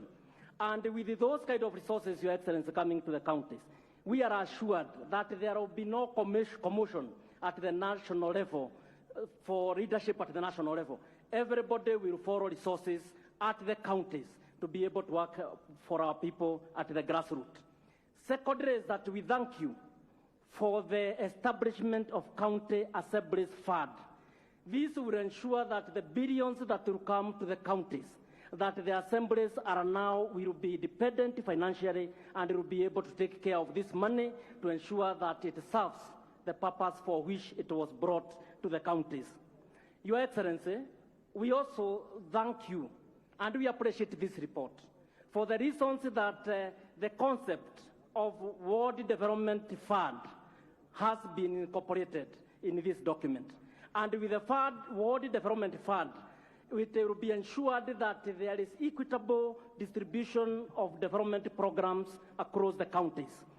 But this will be a point of discussion, and we know that the steering committee and those concerned will listen to us so that this amount goes to at least even 50% of all the funds.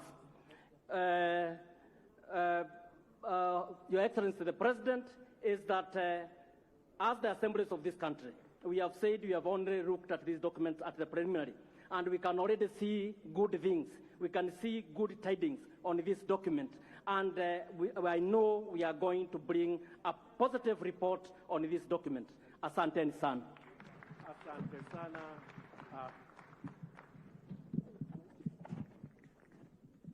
Asante sana, Bwana Wahome, ndiye chairperson County Assemblies Forum.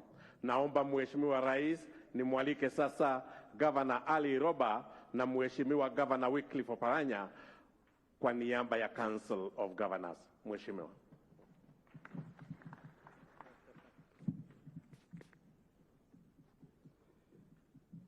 Mheshimiwa Rais, mabibi na mabwana, hamjambo.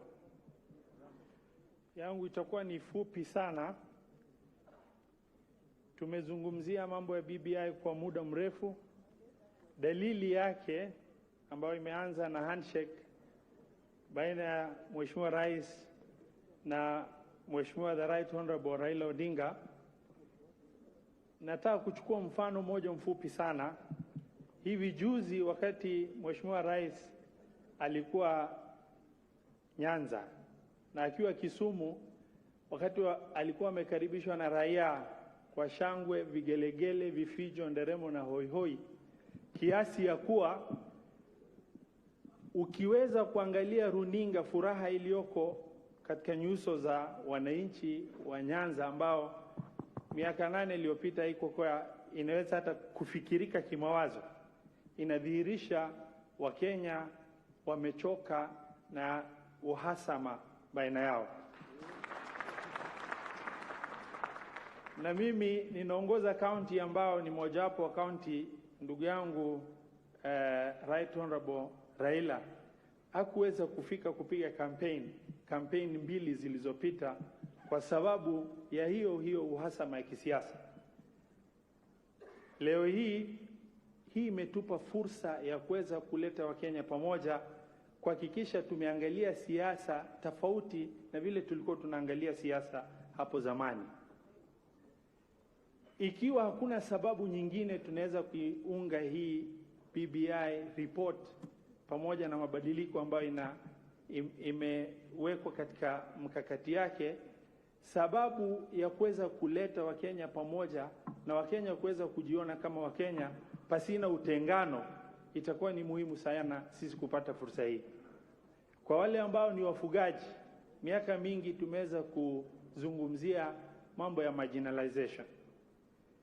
Devolution ilianza na hiyo 15% imeweza kubadilisha town zetu, imeweza kupatia ajira watu wengi. Mheshimiwa Rais, employment ambayo imegeneratiwa under your leadership under devolution has never been recorded. We need to record, because this is also your legacy. There are a lot of people in sectors and subsectors that have been employed under devolution who are making income out directly from the government of Kenya under your leadership. If 15% of devolution and the circular flow of income within our counties today, in 2013 when we were campaigning in my county of Mandera, we could not find vehicles to hire for purpose of campaign. Today there is traffic jam in Mandera town, courtesy of devolution. You can just imagine what 35% can do for areas that were previously considered marginalized. Hatuna sababu nyingi za kuangalia. Hiyo document tumeweza kuangalia kwa kifupi, haina madhara. Lakini manufaa ya hiyo document itakuwa ni mabadiliko na hiyo ajira tunazungumzia katika mashinani. Na mimi nataka kusema tutaiunga mkono 100%. Asante sana na Mungu awabariki.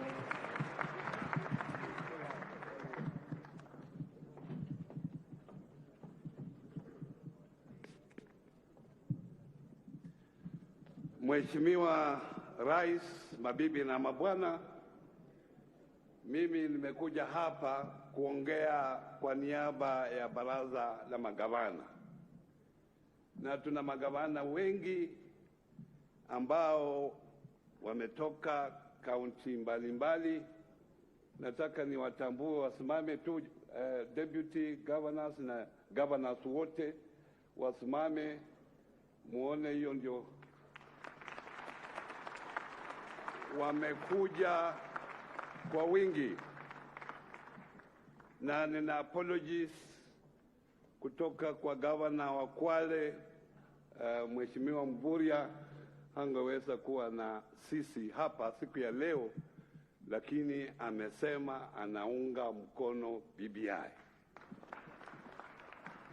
Leo hii na siku ya historia, Mheshimiwa Rais. Ni siku ya historia kwa sababu wewe umetuita hapa kuongea mambo ambayo inaweza kuleta Wakenya pamoja. Na hii ni jambo la muhimu kwa sababu sisi Wakenya tumepata shida nyingi miaka zile zingine. Nataka nikushukuru wewe na Mheshimiwa Raila kuja pamoja kwa handshake. Kuja kwenu pamoja kumeleta amani katika hii nchi. Na hiyo amani itatusaidia sisi kuendelesha maendeleo ya nchi hii kwa niaba ya wananchi wa Kenya wote. Sisi kama familia ya ukatusi tumesoma. Wale ambao wajasoma naomba waende wasome, lakini sisi ambao tumesoma tumeona ukatusi is the first winner in this BBI. Aswa pesa nyingi zitaenda mashinani kutoka 15% to 35%. Tulikuwa tumependekeza iwe 45, lakini tumepata 35. Tumesema hongera. Pia vile unajua, kila mwaka enda rudi, tumepata shida ya pesa kuenda mashinani, haswa tukianza mwaka mpya. Wherever we have a new financial year. Mwaka huu mnajua ya kwamba tumepata pesa mashinani mwezi huu, na wale ambao suppliers katika county kuanzia mwezi wa Julai mpaka sasa wajalipo.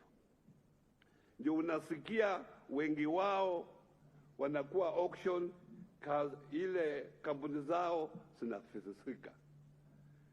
Hii BBI imekuja na njia mwafaka ambayo itasaidia sisi wananchi pesa kusambazwa katika mashinani, na zile amendments zote ambazo zimewekwa katika Public Finance Management Act. Ile ya muhimu pia na hii ward funds. Mnajua sisi governors tulikuwa karibu kuwa impeached na hawa MCA kwa sababu ya ward funds, na sisi tukasema hakuna sheria maalum. Sasa tuna mapendekezo, tutakuwa na sheria maalum ambayo itawezesha kutekeleza ward fund, na hiyo is a win for devolution. Kwa hivyo wale magovernors wako hapa wote wamesema wataenda mashinani kusambaza BBI, na wao wote wataunga mkono BBI. Mheshimiwa Rais, hawa ndio watakuwa ambassador wako, na sisi tuko pamoja, tutaendelea hivyo. Mungu awabariki. Asante sana Mheshimiwa Gavana. Kwa sasa Mheshimiwa Samuel Pogisho na Mheshimiwa Amos Kimunya wataongea kwa kifupi kwa niaba ya bunge la kitaifa na bunge la Senate. Mheshimiwa Pogisho.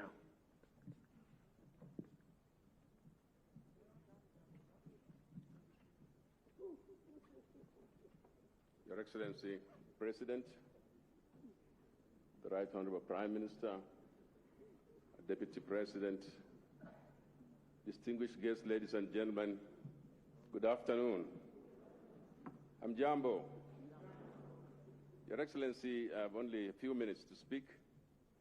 On behalf of the Senate, we wish you a happy birthday. We also want to say this, Your Excellency, that the document that is going to be launched today, I, being a student of the Bible, a student of communication and science, I know something about how we read documents. Your Excellency, if you want to marry many women, you can find it in the Bible. It depends on what you want to read.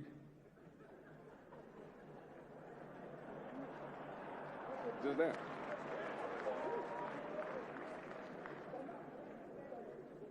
If you want prosperity, you can find it. If you want sadaka kubwa, you can find it.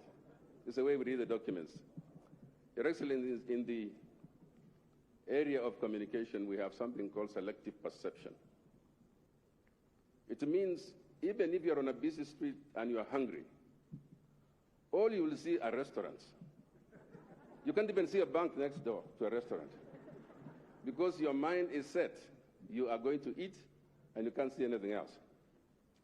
My advice on this account, Your Excellency, is that we read this document in a way that brings the same meaning for all of us. Let's read this document with an open mind. I've also had the privilege, Your Excellency, of experiencing all the violences of elections that we've had. But the one that really hurt me was the 2007, 2008, when I was minister.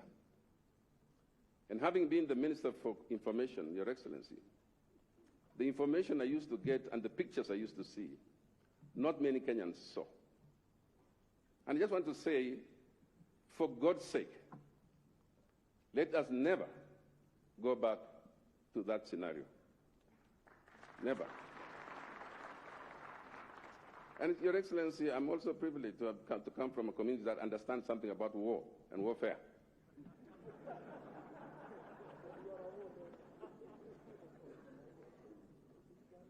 Not just to say that war drums start beating early before the actual war. And Your Excellency the President, the handshake was never in vain. Let the handshake never be in vain. It's the place where we started. I have seen, Your Excellency, war drums beginning to beat. I hear from afar. I have a sense of that. I want to ask politicians that let the BBI be the place of healing. If you want to ask for votes, please, for goodness sake, use another method. Don't use a method. Don't use a method that divides us into us versus them. It is my plea, Your Excellency, for all the leaders seated there with you. Please, let's find a method that does not create the poor and the rich.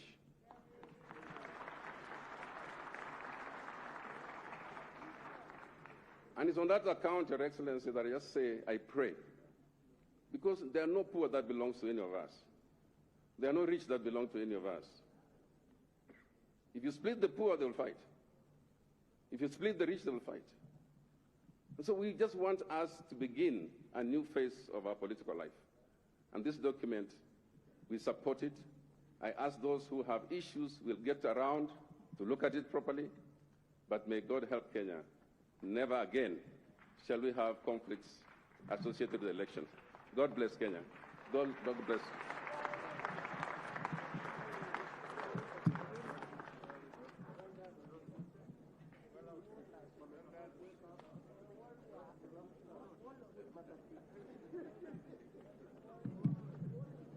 Your Excellency, the President,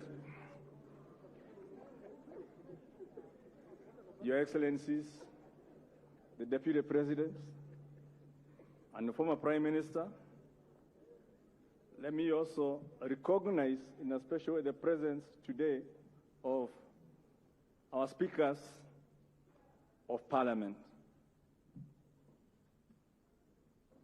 Distinguished leaders and Kenyans,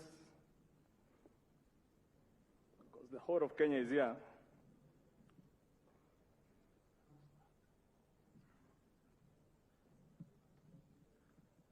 ladies and gentlemen,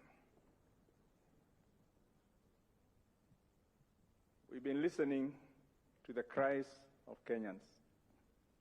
We've heard the aspirations of Kenyans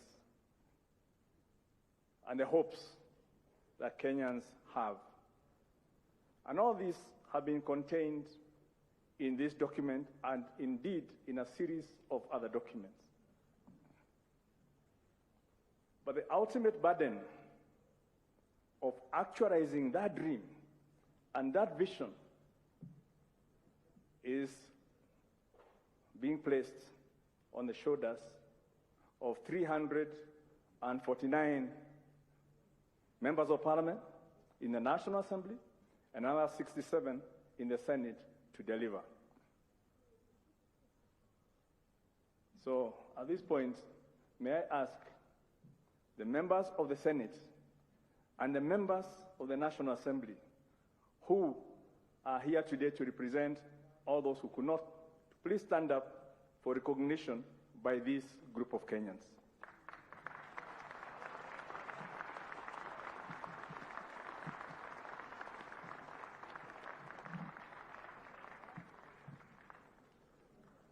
Thank you.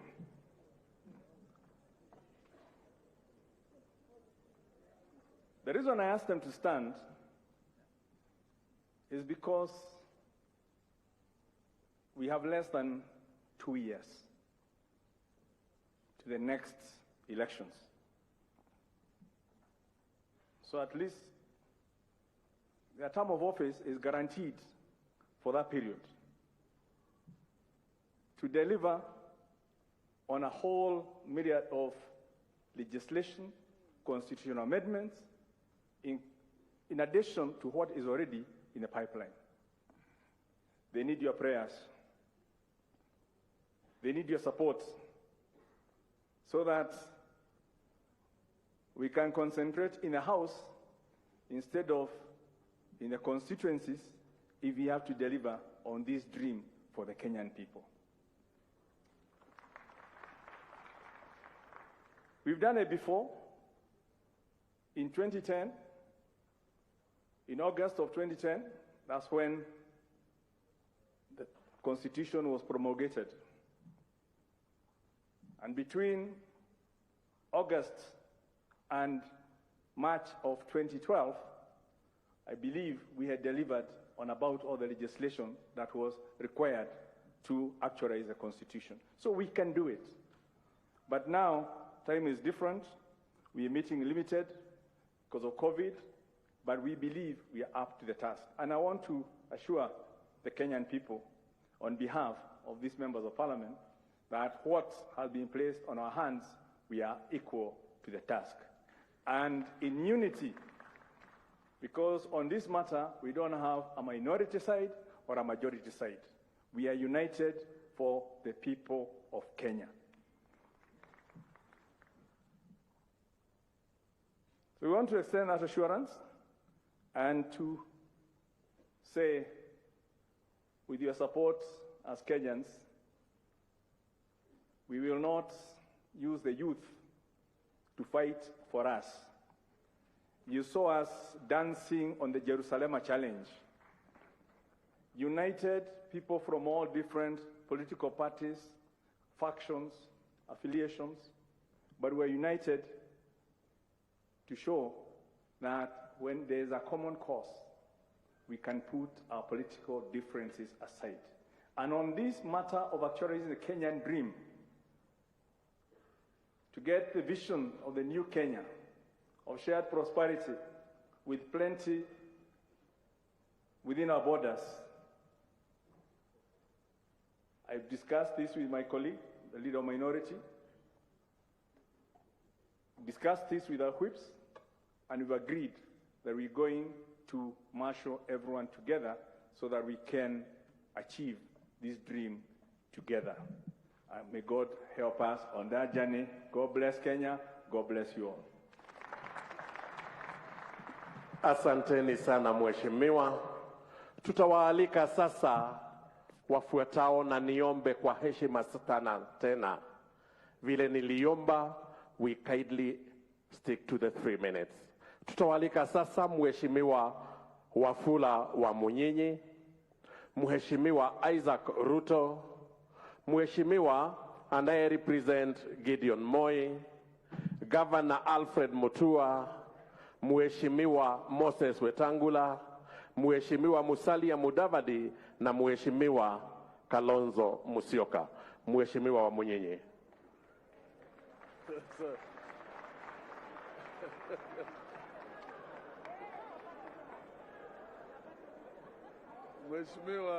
Mheshimiwa Rais Uhuru Kenyatta, Mheshimiwa Naibu wa Rais Dr. William Ruto, Mheshimiwa Right Honorable Prime Minister Raila Amolo Odinga, all protocol observed, ladies and gentlemen.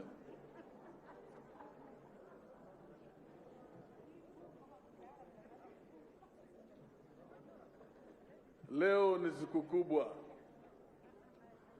and for me, first of all, BBI answers the questions regarding the dispute in Fort Kenya. Because BBI is proposing that we must stick to those mechanisms for resolution of disputes. They must be internal, and if you're not satisfied with internal mechanisms, you move to the registrar and the tribunal. In our case, the matter is at the High Court, for no good reasons. Your Excellency, allow me to say, today we restart a journey to accomplish what our forefathers, their dreams by independence heroes. Your Excellency, this country is at crossroads. Those dreams we talk about, the dreams of a united Kenya, the dreams of a peaceful Kenya, the dreams of a secure and stable Kenya. We need to come together in this conversation and deal with these issues so that we all can attain this dream. Your Excellency, Kenya is staring at another ill-tempered electoral process, which would come about with the usual election violence.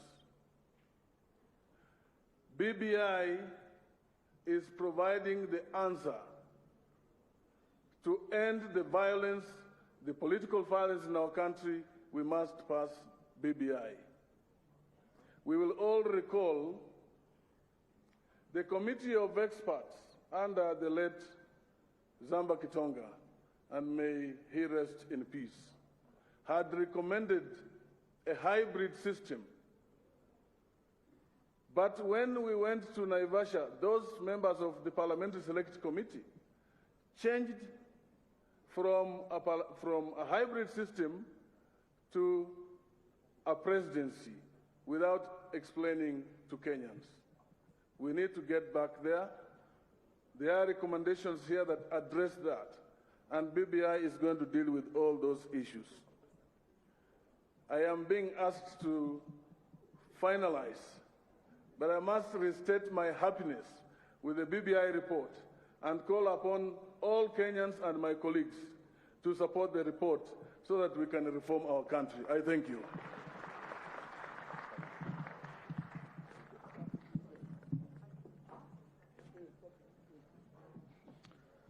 Mheshimiwa Rais, mabibi na mabwana, all protocols observed. I was given the instructions to be that brief.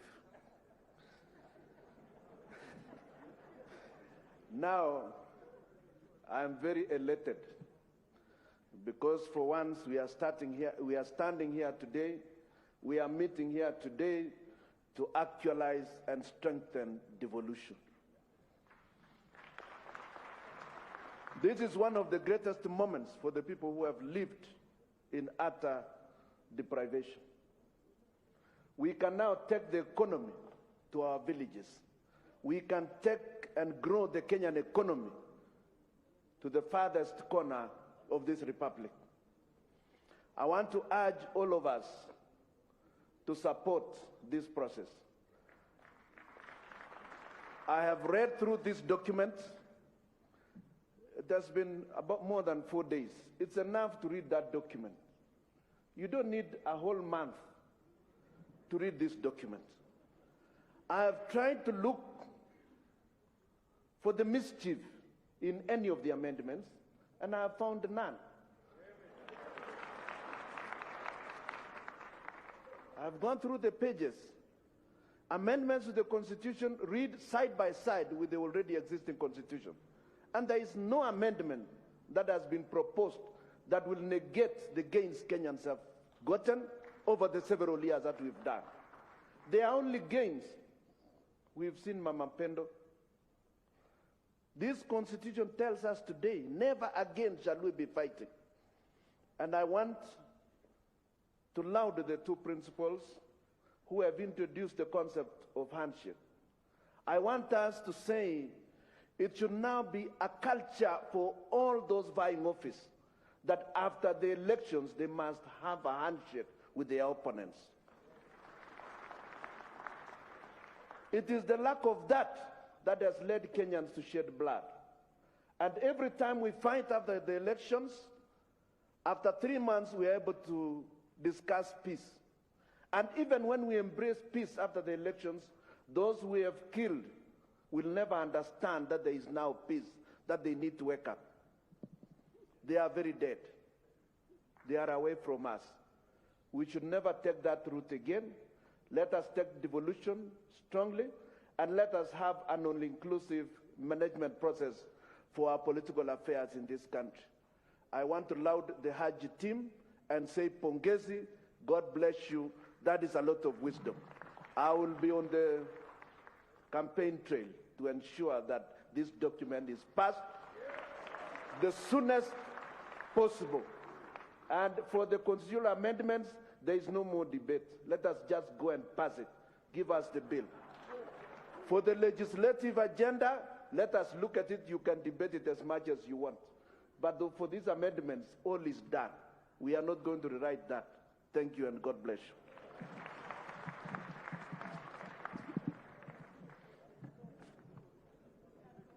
Your Excellency, the President of the Republic of Kenya, I'm here to convey the message from KANU on behalf of our chairman, Mheshimiwa Gideon Moi, who could not be here with us, but is here with us in spirit.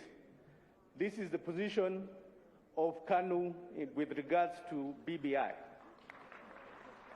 On behalf of our national chairman, party leader, the Honorable Gideon Moi, the National Executive Committee, and the entire membership of KANU, I take this opportunity to most sincerely thank His Excellency the President, Uhuru Kenyatta, and his handshake partner, the Right Honorable Raila Amolo Odinga, for their steadfast statesmanship and brotherhood that has enabled us to gather here today for the official launch of the report of the Steering Committee on the implementation of the Building Bridges to a United Kenya.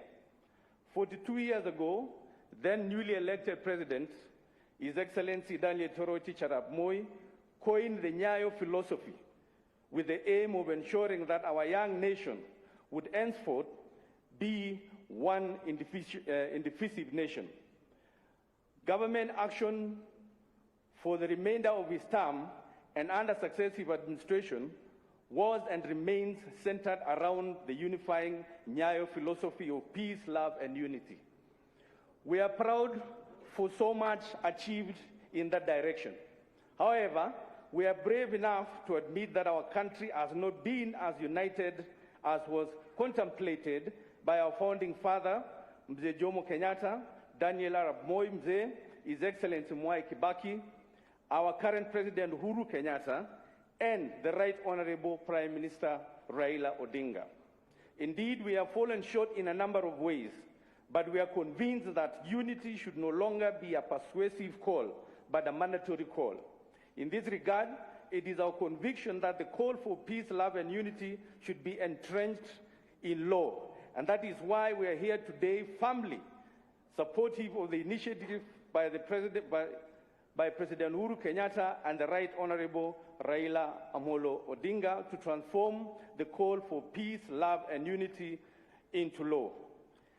The KANU rank and file proudly associates itself with other constitutional legislative proposals in the BBI draft report, including the aim to uplift the socio-economic lives of our youth, entrenchment of our national ethos, equality, equity, and inclusiveness, strengthening of our devolution, expansion of the structure of government to allow for inclusivity, bringing the gender disparity, among others. We refuse to entertain the shallow argument by those opposed to the reforms that these changes can only be achieved through mere policy and administrative decision.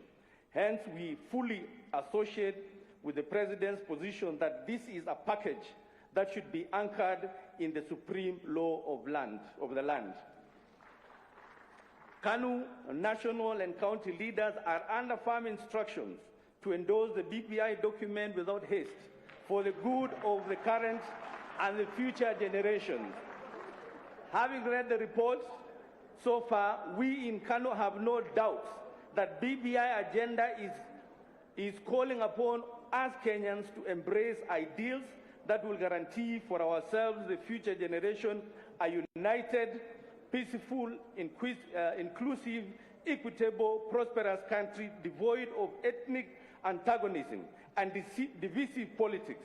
And that is what KANU stands for as a national party. In that regard, I want to reiterate that His Excellency the President said in his recent Mashujaa Day, and I quote, "We are today faced with a constitutional moment, and that moment requires us to seize the opportunity to make right some of the things that we have gotten wrong in the past." Ladies and gentlemen, brothers and sisters, fellow Kenyans, this is the moment. Let us seize the opportunity to have a decent and sober conversation around what this document has to offer. Let us be on the right side of history by discussing the document that has been presented to us so that we can make informed choices when called upon to do so. Let us be ambassadors of the truth and knowledge by telling the rest of Kenyans the truth about this document. Thank you. God bless Kenya. Happy birthday, Your Excellency. Thank you.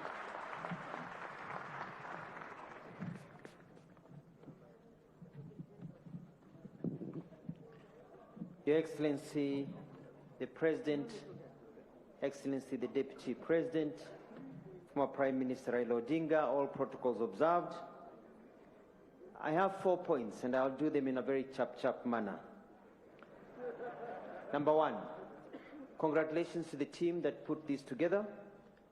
The BBI document, we've read it. I like the proposals that are there. We love the fact that devolution will be enhanced. We've done miracle work as governors across the country. Now with more money, we'll be able to help our people develop. The tax relief to young people to enable them to pick up so that they can create employment across our country. The World Development Fund. I'm very happy about the industrialization section and growing the economy, manufacturing, because we want to grow factories in every village in this country, because it's all about money at the end of the day. It's all about money. So as Maendeleo Chap, we're very happy and we support this process of the BBI. Number two, I'd like to tell Kenyans that amendments of the constitutions are okay. There's a lot of propaganda going around. It's acceptable. Even the most powerful democracies, such as the United States, you hear of them talking about the First Amendment, the right to freedom of expression. Second Amendment, the right to bear arms. Fifth Amendment, the right not to self-incriminate. They are called amendments because they were not part of the original constitution. Constitution making is a process. So it is about getting us together to be able to fix and improve on what we have for the sake of our people. Number three, lazima pia tusome funzo la historia. Mimi nilikuwa msemaji wa serikali mwaka 2005 wakati kulikuwa na ule mvutano wa chungwa na ndizi. Na hapo ndio mambo yalianza kwenda mrama katika nchi yetu ya Kenya. There was a lot of polarization in our country.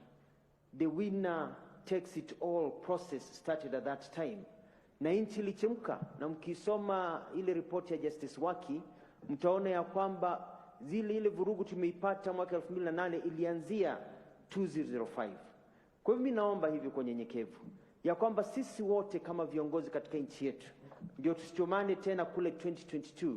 Tuangalie hii document, kama kuna vipengele vichache ambavyo vitaki, tuunganishe sisi wote, tusimame pamoja, tuweze kuwa na document ambao viongozi wote wanakubaliana nayo.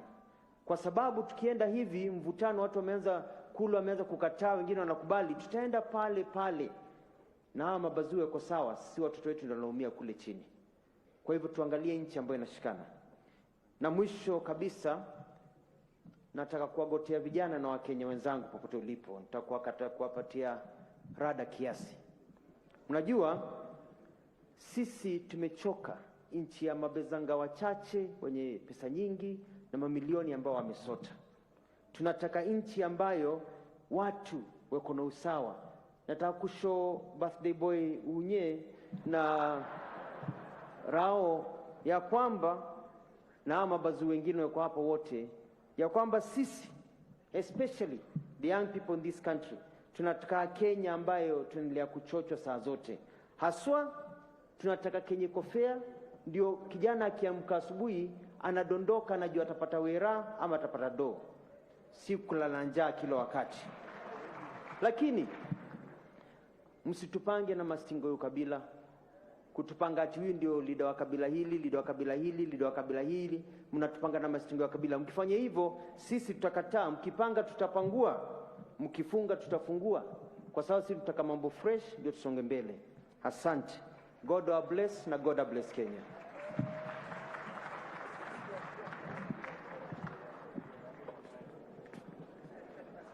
Your Excellency, President Uhuru Kenyatta, Deputy President, Prime Minister, fellow Kenyans. Today is a day like no other. We assembled here as a leadership of the country to put a final touch to a document of hope, a document of peace, a document of prosperity for our country. We have come a long way as a country. We have gone through challenges, and as a resilient country, we don't give up because we have challenges. We rise like a phoenix out of the ashes to take a new trajectory for our country. The BBI report before us, Your Excellency, is tremendous work in progress, is a good report, and must be supported. For anybody who may wish to have an issue with it, I encourage you, don't say reject, say improve. Because there is room for improvement on each and everything that we have in life. I'm particularly happy, Your Excellency, that for the first time we have put our commitment to the integration of the region in our constitution. Kenya stands to gain tremendously by continuing to be the major player in the economy of the East African region and beyond. Equally important, Your Excellency, is the centrality of devolution in this document. Today, as we speak, Your Excellency, Nigeria has emerged as the largest economy on the continent because of embracing devolution and taking more money to devolve the units and to the villages. By taking 35% of our revenue to the villages, to the counties, we are going to witness a revolution in the economy of this country like never before. And this is going to change the narrative, the psyche, and above all, the manner in which Kenyans engage with each other. When there is plenty in our midst, room for conflicts diminish. When there is less in our midst, everybody struggles for the little that there is. I want to encourage Kenyans, read the document, understand the document, and like we were told from Kisii, nothing is cast in stone. A good idea will always give way to a better idea. And I have no doubt, Your Excellency, that this is your signature legacy to this country. I want to finish by saluting our retired President Mwai Kibaki.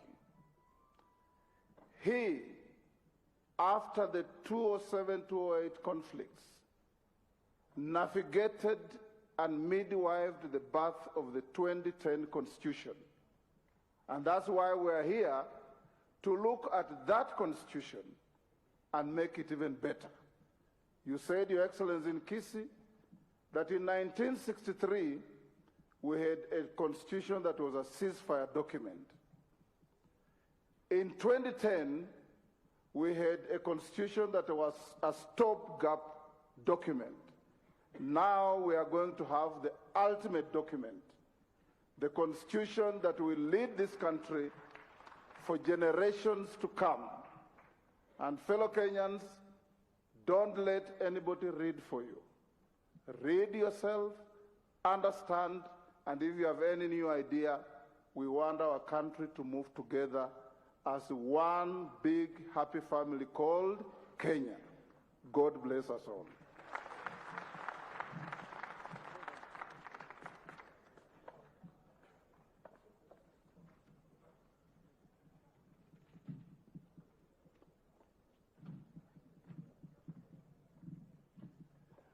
Your Excellency, the President, Uhuru Kenyatta, the Deputy President, William Ruto, Honorable Honorable Raila Amolo Odinga, fellow Kenyans, I will be brief, and I want to say that the issues that the BBI sought to resolve are real issues that seriously affect us, and if we do nothing about them, will continue to affect us. I have read the document, and I also had an opportunity to consult with the ANC party leadership, critical organs of the party.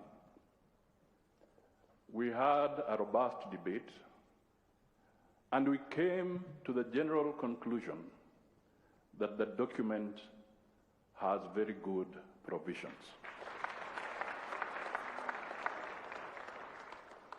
Provisions that need to be enhanced, provisions that need to be enacted carefully and as soon as possible so that we can engage on nation building.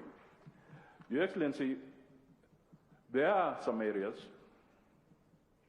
and I want to highlight just one or two, because my understanding is that the launch is giving us an opportunity to reflect on these issues and then to enrich them so that the same task force that was handling it can take into account issues that may not have been captured appropriately.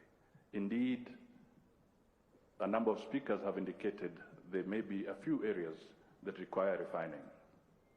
Your Excellency, I think the strength of the Senate needs to be relooked at again. When it comes to matters devolution, after reading it, I think the articles that have been touched tend to remove or to downgrade the role of Senate when it comes to allocation of resources to the counties. Senate is the anchor to devolution. I think that requires a review, not a rejection of the document, but a review. Your Excellency, the judiciary is independent. There's a very good provision recommending the appointment of the ombudsman to handle the issues of the judiciary. I think that is good. However, I strongly believe that in order to enhance the independence of the judiciary, that appointment should be made by the Chief Justice. Your Excellency, I'm making these points so that they can be looked at. The other point that I would like to make,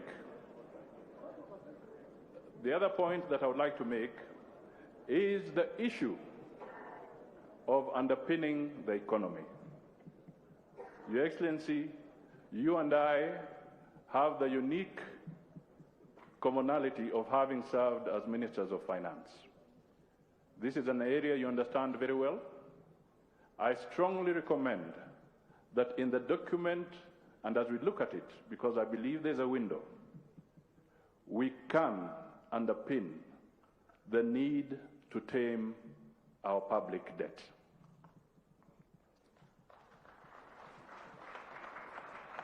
Your Excellency, this is important because the good provisions of increasing 15% to 35% will require resources.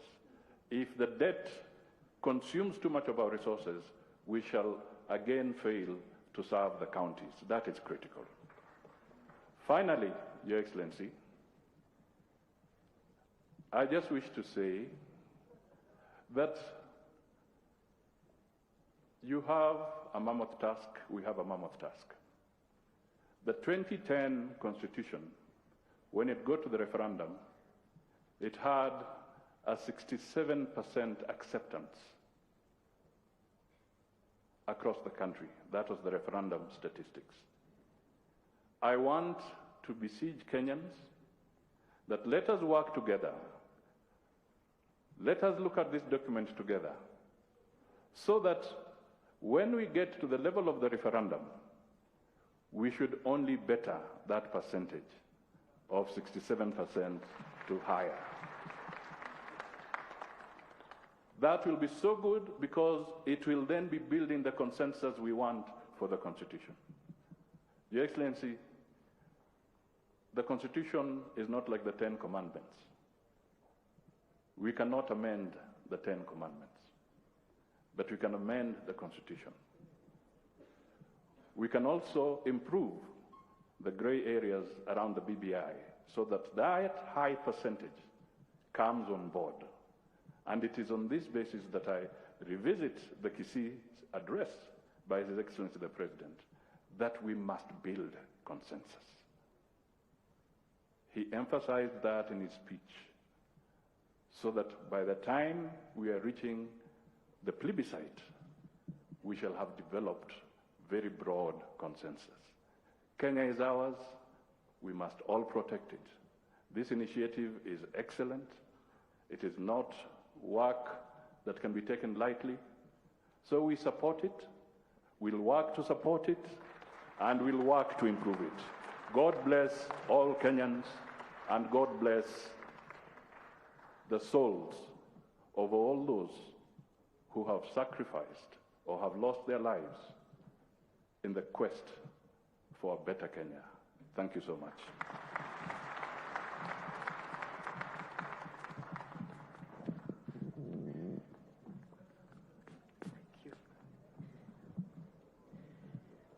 Mheshimiwa Rais,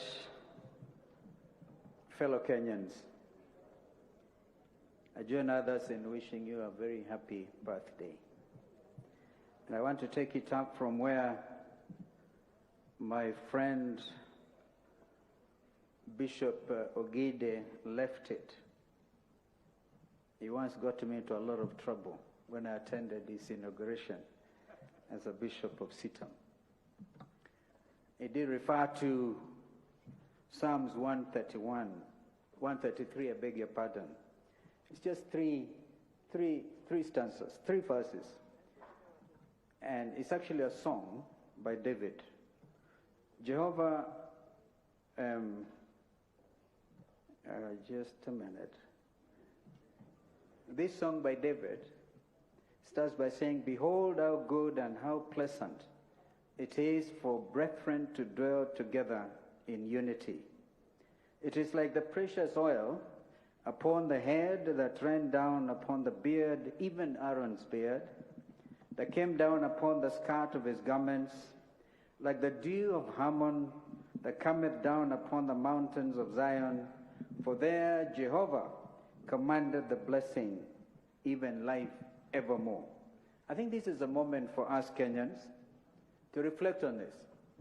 And Mr. President, for once, I think we have a God-given opportunity, even as we prepare to take this country to a referendum, to have a non-contested referendum. Those are precisely the words that I used when I attended the inauguration of Bishop Ogide. When I said that time, let us listen to what the church is saying, so that we can build the consensus.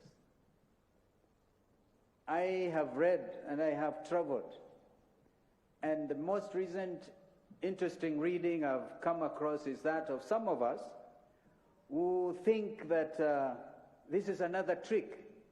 As my brother Chamasha Mashinani said, he did not find any mischief in this document. But there are those who are reading mischief.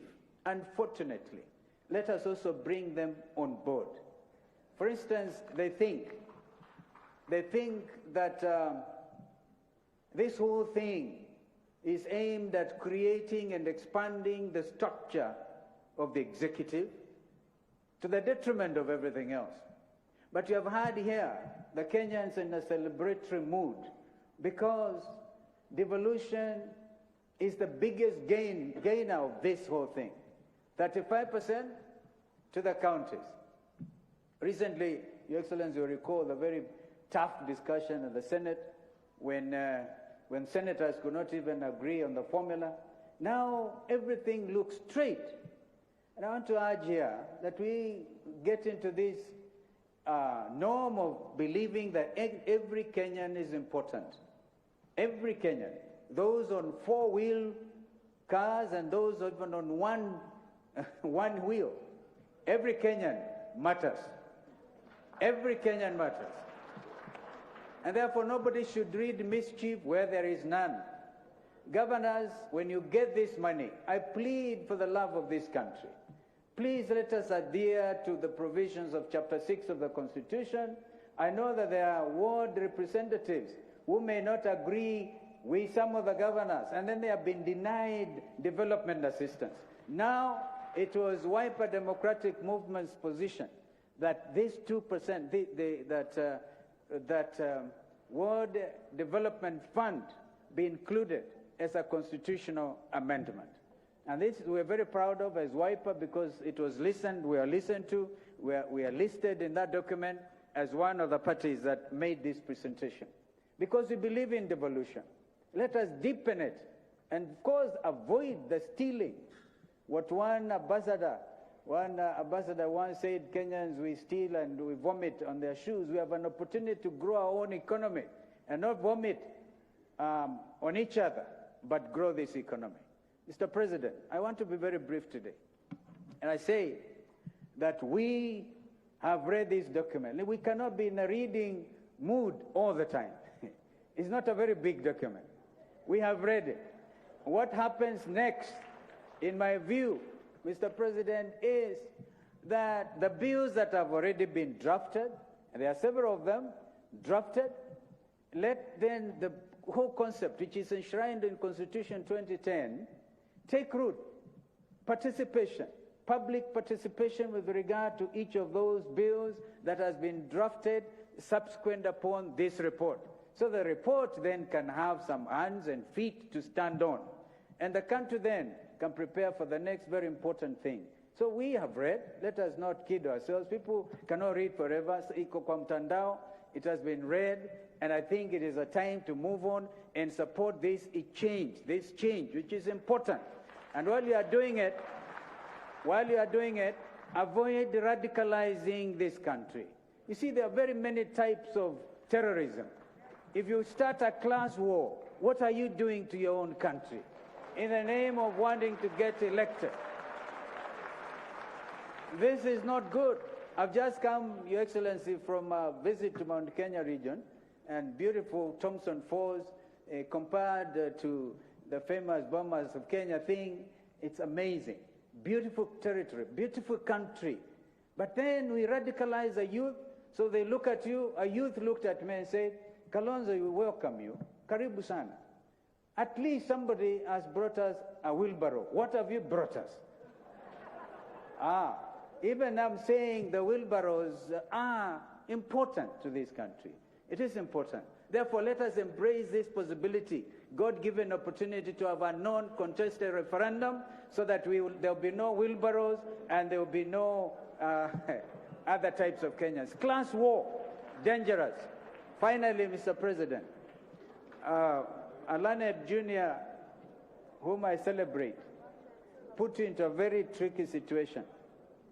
And even as we think of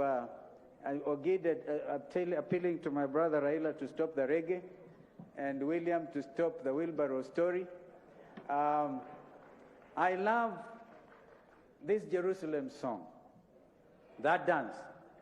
But then, Mugithi may even be better, so that we all follow in a Kenyan song where we come together. Don't fall into the trap, Mr. President, on your birthday that was given by my lineage junior student of law at the University of Nairobi, taking you very seriously on what you said in Kisumu. I want to refer you to the provisions of the Marriage Act.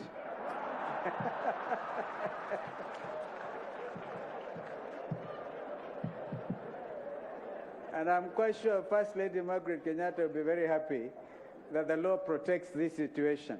When you have the president committing bigamy, it's the worst thing that you can do. God bless Kenya. God bless you. Happy birthday again. Thank you. Asanteni sana Mheshimiwa Rais, tumeketi kwa muda na nitaomba kwa ruhusa yako uniruhusu dakika moja peke yake, sote tusimame tunyooshe miili tukiimba wimbo nchi yangu jukumu langu. Asante sana. Naomba tuketi na kwa heshima na unyenyekevu, Mheshimiwa Rais, naomba sasa uniruhusu nimwite aliyekuwa waziri mkuu Mheshimiwa Raila Odinga. Welcome, Right Honorable Sir.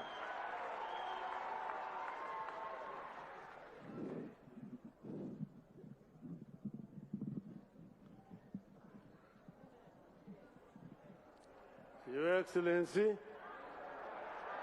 Haya. Your Excellency, ndugu yangu Rais Uhuru Muigai Kenyatta, Wakenya wote ambao wako hapa, hamjambo? Your Excellency, 2 days ago, we lost a very strong, patriotic Kenyan who has done a lot and with whom I had just spoken 3 days ago, 4 days before he died, about the Constitution, and he said he approved. This is Zamba Kitonga. And I think, Your Excellency, it would be amiss if we finish this congregation without remembering Zamba Kitonga. Therefore, I'm asking that in memory of Zamba Kitonga, we observe 1 minute silence.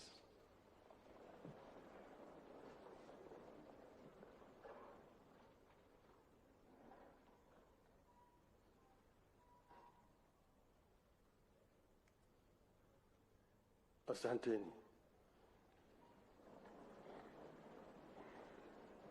Your Excellency, Zamba Kitonga chaired the committee of experts that delivered this 2010 Constitution. And before he passed away, he actually had a conversation with me and said that this was still work in progress. In 2004, we were in this hall, Your Excellency.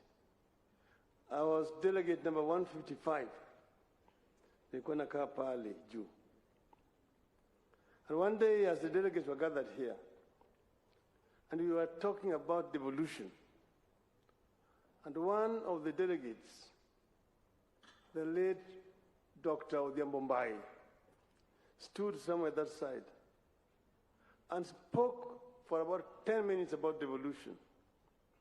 By the time he finished, everybody said that gentleman should be the chairman of the devolution committee here. And he was appointed to chair the devolution committee. Unfortunately, he did not live to see it through because he was shot and killed in cold blood. We remember him, and we need, going forward, to have a proper remembrance of Dr. Odhiambo Mbai. Your Excellency, that same year, we gathered here as we were in the final stages of completing the document. And a group of delegates here walked away from us and went away because they did not agree with some of the provisions of that Constitution. That was the then cause of, then they went to court and stopped us. Then this Kilifi which came, eventually Kilifi Wako, and that is what created bananas and the disease.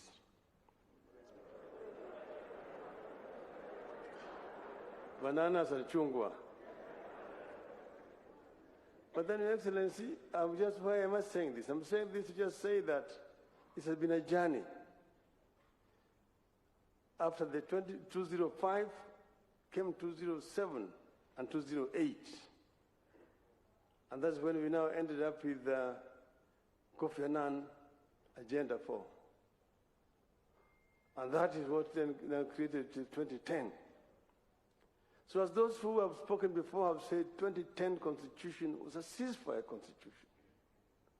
It was still a work in progress. And every country moved through this kind of process. When we had finished here, we had a three-tier structure of government: the local, the region, and the national. At Naivasha, the region was scrapped. We ended up now with the counties, the two-tier, the national and the county, Your Excellency. So this is an issue that could be revisited at some other time.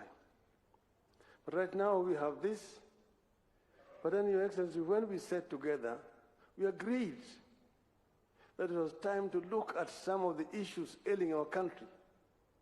Because in spite of having passed this constitution, which has been hailed all over the world as one of the most democratic constitutions, still we have a problem as a people. So what is it that is missing, that needs to be fixed, so that Kenyans can march on as a people who are proud and who are happy? That was the essence of that conversation that we had. And after we talked, we put up this team together and tasked them to go around the country and collect views of our people. And then they came up with this proposal, which we brought here last year. And from here, we started now a new journey. Validation, as the chairman said. We went first to Kisii for the Nyanza region. And the Bagusi, the Luos, the Koreans spoke in Kisii. Then we went to Ingo, Kakamega. Those people also spoke. We went to Mombasa. We went to Kitui. We went to Narok, to Garissa. Eventually, we went to the mountain, to Meru. But we were unable to go to Nakuru for reasons which have been explained. So this document is as a result of very extensive consultation with the people of Kenya. The proposals which have been made here.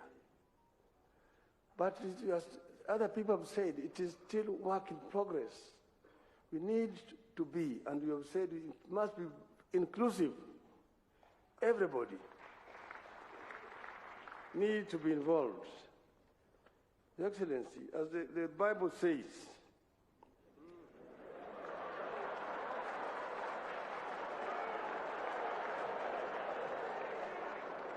Isaiah 1, chapter 18.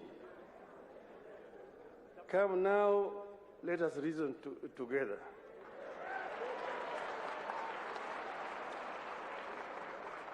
Then the Quran says in Surah 39, Ayah 18, those who listen to all statements and then follow the best of it, these are the ones whom Allah has guided, and these are the ones possessed of minds.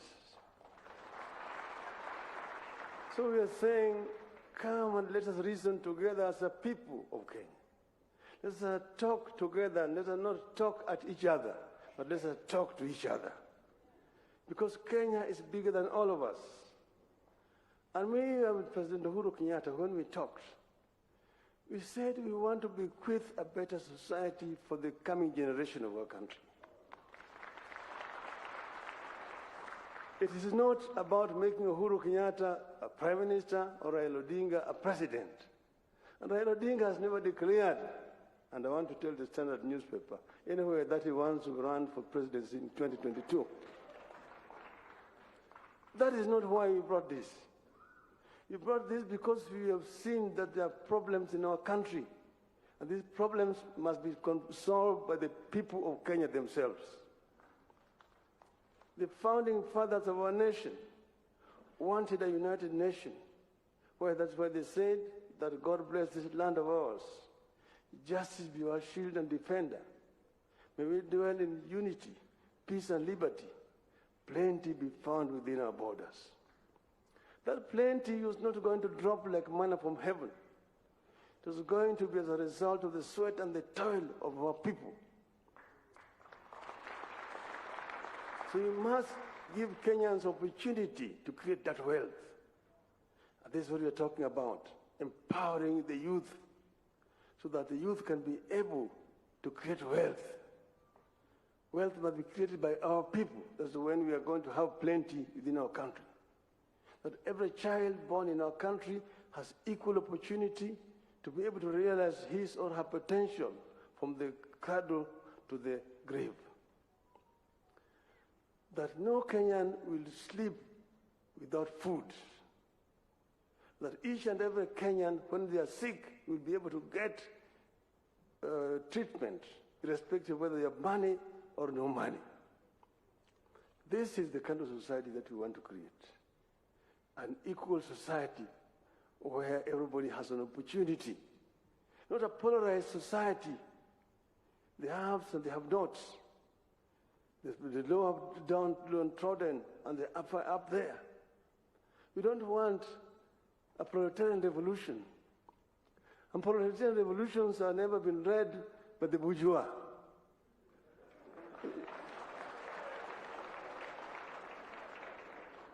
We want to have an equal society where people work together and people love each other. And that's why we are proposing a new ethos of Utu. Utu. Utu. Kila moja ni ndugu. Vile Mwalimu Nyerere alifanya kule Tanzania.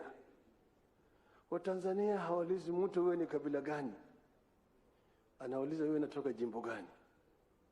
Ukimuuliza Tanzania wewe ni kabila gani, atasema wewe ni Mkenya. Hapa Tanzania hatuulizi kabila. Sisi ni kabila moja, ni Watanzania. Hata Wakenya tuseme sisi zote ni Wakenya.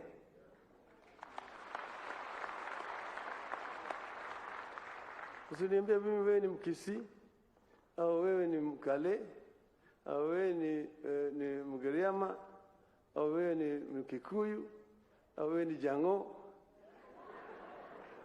Sema wewe ni Mkenya. I'm proud to be a Kenyan. I'm proud to be a Kenyan. This is the kind of thing that we want to do, and that's why we created this. Me and my brother Uhuru Kenyatta, and we agreed that we will bring this to the people of Kenya, and we want an uncontested referendum. We don't want wengine wanakwenda sisi tunasema la si nini. No, let's bring it here. The disabled have spoken and they've been heard. Wakina mama wameongea na wamesikizwa. Vijana kila mtu ameongea na tutasikizwa. See, do we want this to be a unifying process, uniting the people of Kenya? Once that is done, Kenyans will decide who is going to be a leader in 2022. We don't want to talk about 2022 now. We are talking about Kenya of today. The Jubilee government, and the leaders are here, have their 4-point agenda. Wamalize hiyo kwanza.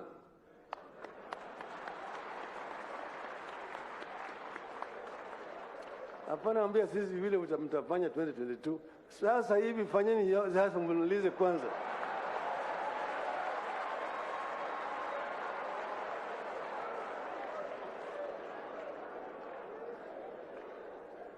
sisi wako pamoja, si wako pair, si wako pair.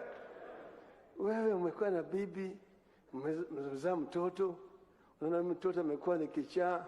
Sasa wewe unasema hiyo si mtoto yangu.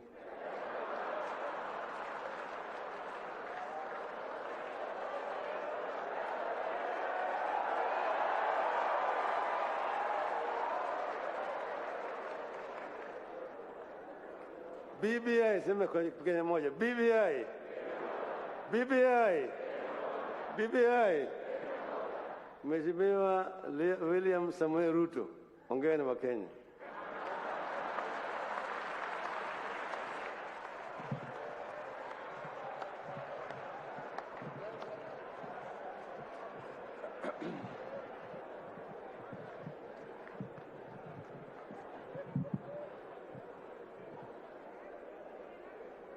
Mheshimiwa Rais wa Jamhuri ya Kenya,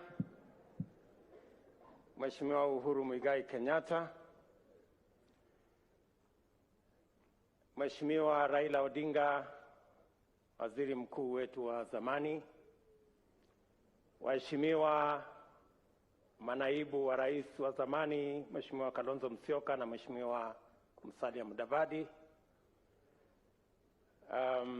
Your Excellencies, High Commissioners and Ambassadors, maspika wetu wa bunge la Senate na bunge la kitaifa, viongozi wote, ladies and gentlemen, good afternoon.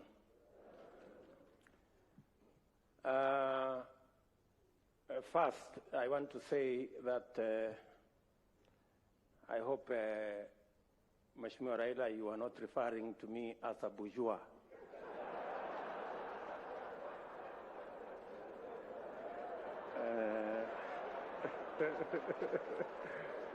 But I want to agree with you. I want to agree with you that we have a mischievous media sometimes, not all the times. On a day as important as this, when you have a headline saying Raila Odinga says he's going to run in 2022, they are trying to reduce this occasion to a matter of 2022. But we have all agreed that it is not.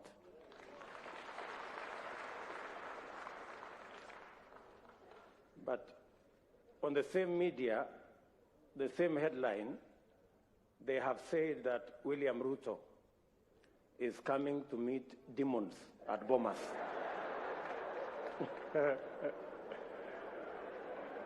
Now, I am asking myself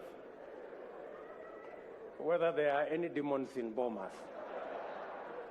Or better still, maybe I can ask them, Olisikia wapi, that there are demons in Bomas. But having said that, Your Excellency, this is a very important moment in our history. Important because you have persuaded us that the making of a constitution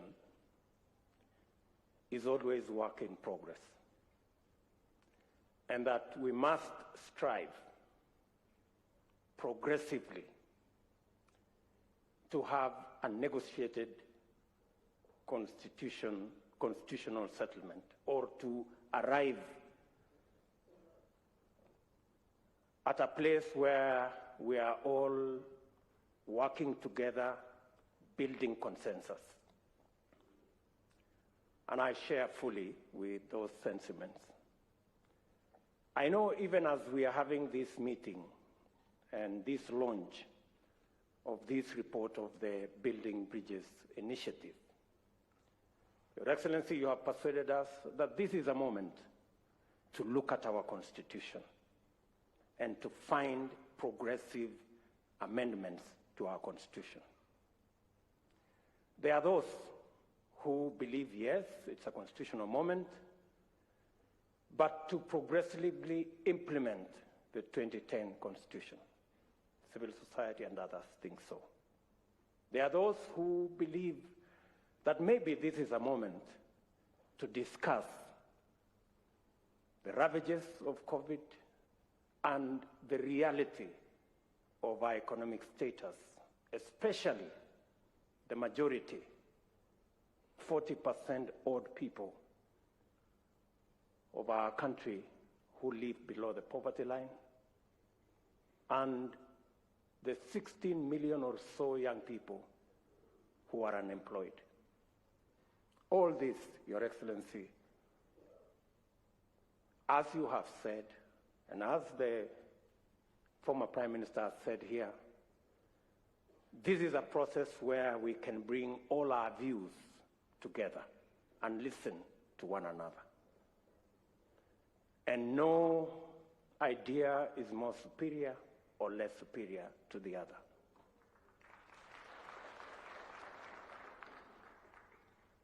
Let me say we have a civic duty, all of us as Kenyans, to engage in this process. We do not have the luxury to say, I don't care. We do not have the luxury to walk away. In any case, it is said that the punishment given to good people who don't participate in the politics and governance of their country, the punishment given to them is to be ruled by fools.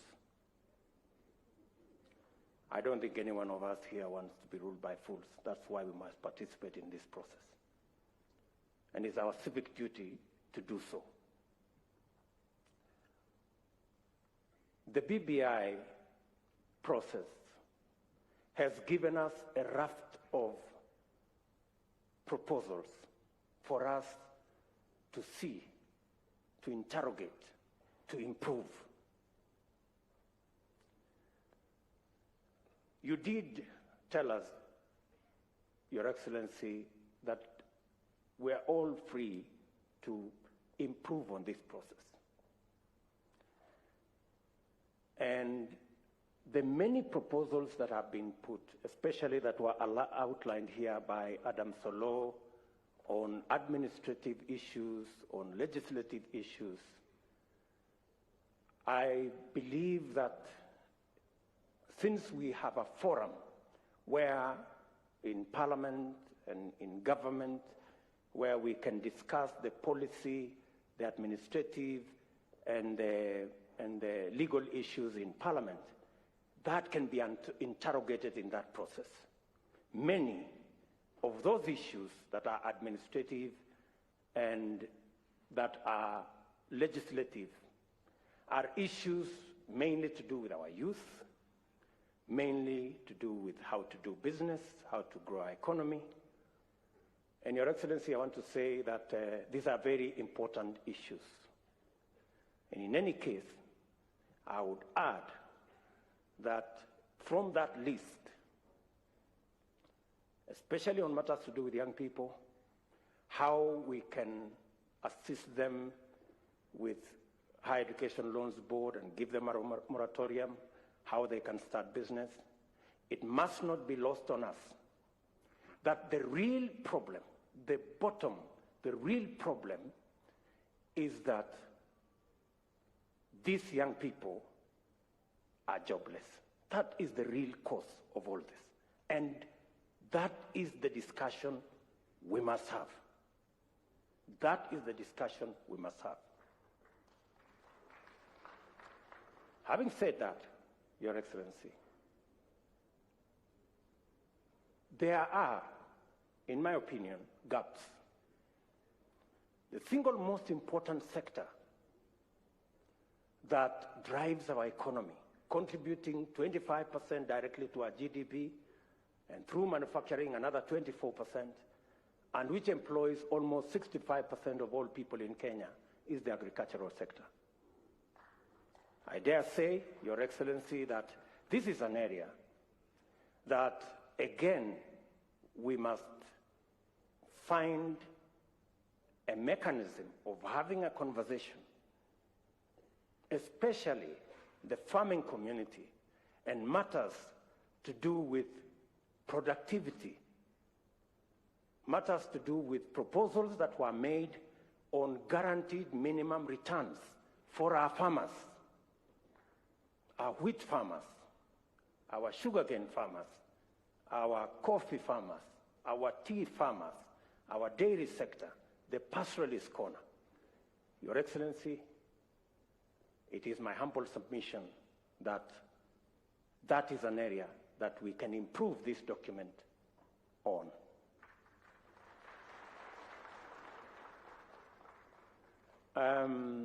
I have heard many speakers say they have finished reading and we should move on. We are not all at the same level when it comes to reading. Scientists like myself, we take a bit long because we interrogate things and we want experiments and we do many things. So I would plead with the first learners like Kalonzo Musyoka to bear with us just a bit so that we can all move together. And I agree with Kalonzo Musyoka that we should try and have a non-contested referendum if we will end up there. But, Your Excellency, let me just say 2 or 3 things before I conclude.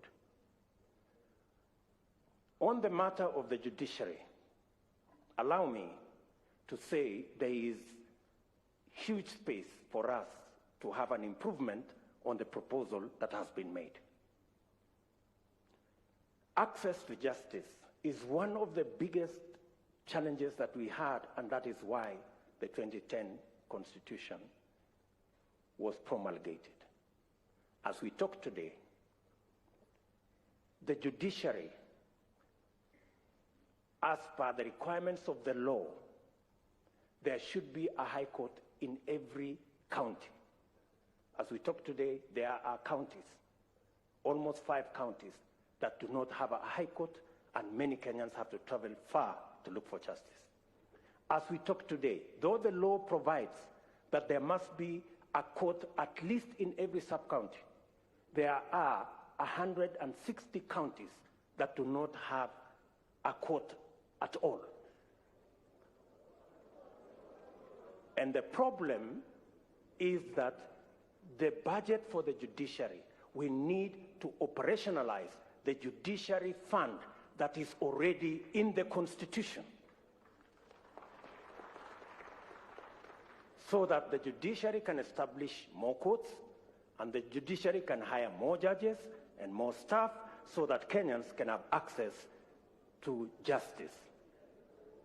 The recommendation that has been made to have an ombudsman appointed by the executive into the judiciary, in my respectful submission, is a derogation from the independence of the judiciary. And we must be careful. We must be careful about the independence of institutions. We are coming from a history where judges received telephone calls, where courts were held at night. We do not want to go there. On the matter of IEBC, let me say, on the matter of IEBC, the recommendations that I have read say that political parties participate in the appointment of commissioners to IEBC. My brother Raila Odinga is good at football. So let me try to ask,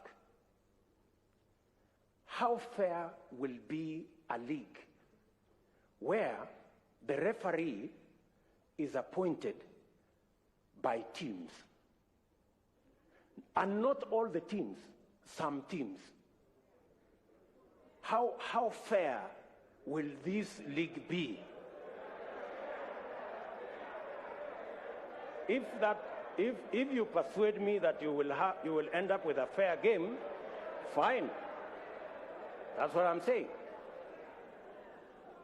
So if you tell me it is okay for some players, for some teams, not all the teams participating, to appoint the referee, if that's what we are saying, I have my reservations.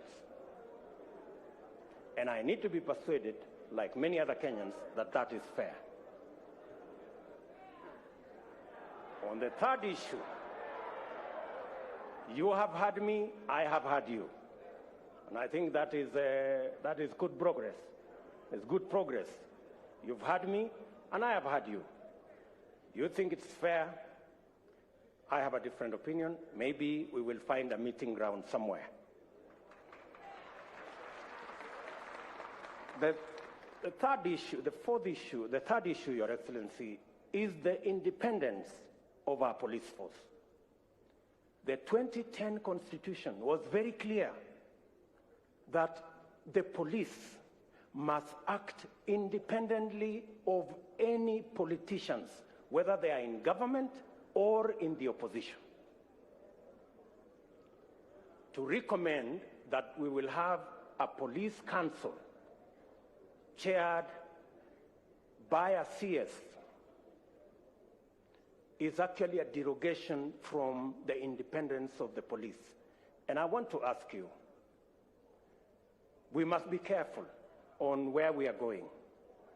Today, you may have the latitude to do what you think will be right as per you. Tomorrow, the shoe will be on the other leg.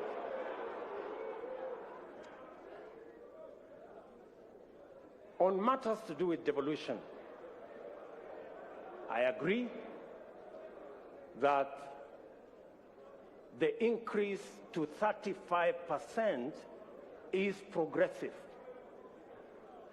and that we must devolve more resources to counties.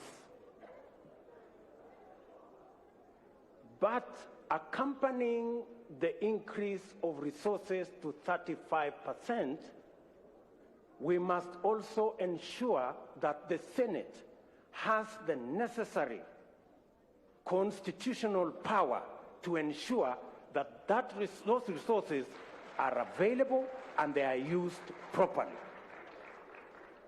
To recommend that the Senate cannot continue to have the constitutional mandate to discuss the division of revenue is actually a downgrade of the Senate. In my respectful submission, with additional resources and with some members of parliament now being members of the executive because of the appointment of some members of parliament as members of the executive. In fact, the recommendation should not be a downgrade of the Senate, it should be an upgrade of the Senate to the upper house. And in any case, so that I conclude, in any case, we are now saying women and the participation of women in our governance doesn't make us weaker, it makes us stronger. It doesn't make us lesser, it makes us greater. If we are saying in the proposal that women now go to the Senate, and you are saying that when women go to the Senate, they are going to a Senate which has been downgraded, which has no responsibility on matters of resource allocation. Are you enhancing the participation of women, or are you downgrading the participation of women?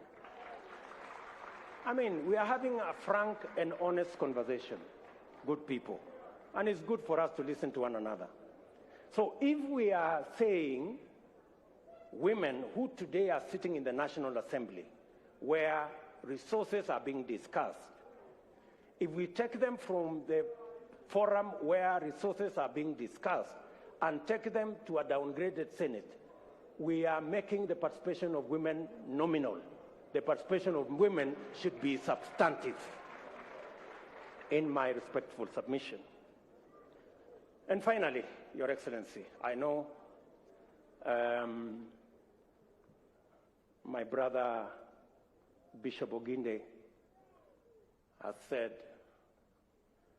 there are hustlers here and they should stop the hustling. and they are the reggae people, and they should stop the reggae. I don't know about the reggae. Maybe I can talk about the hustlers. But let me say the following. The real elephant in this whole conversation is what was identified as the winner-take-all and the inclusivity question. Now, Professor Adam Solo, I have confessed I'm a scientist and I'm a bit slow. I want you to explain to me in this proposal.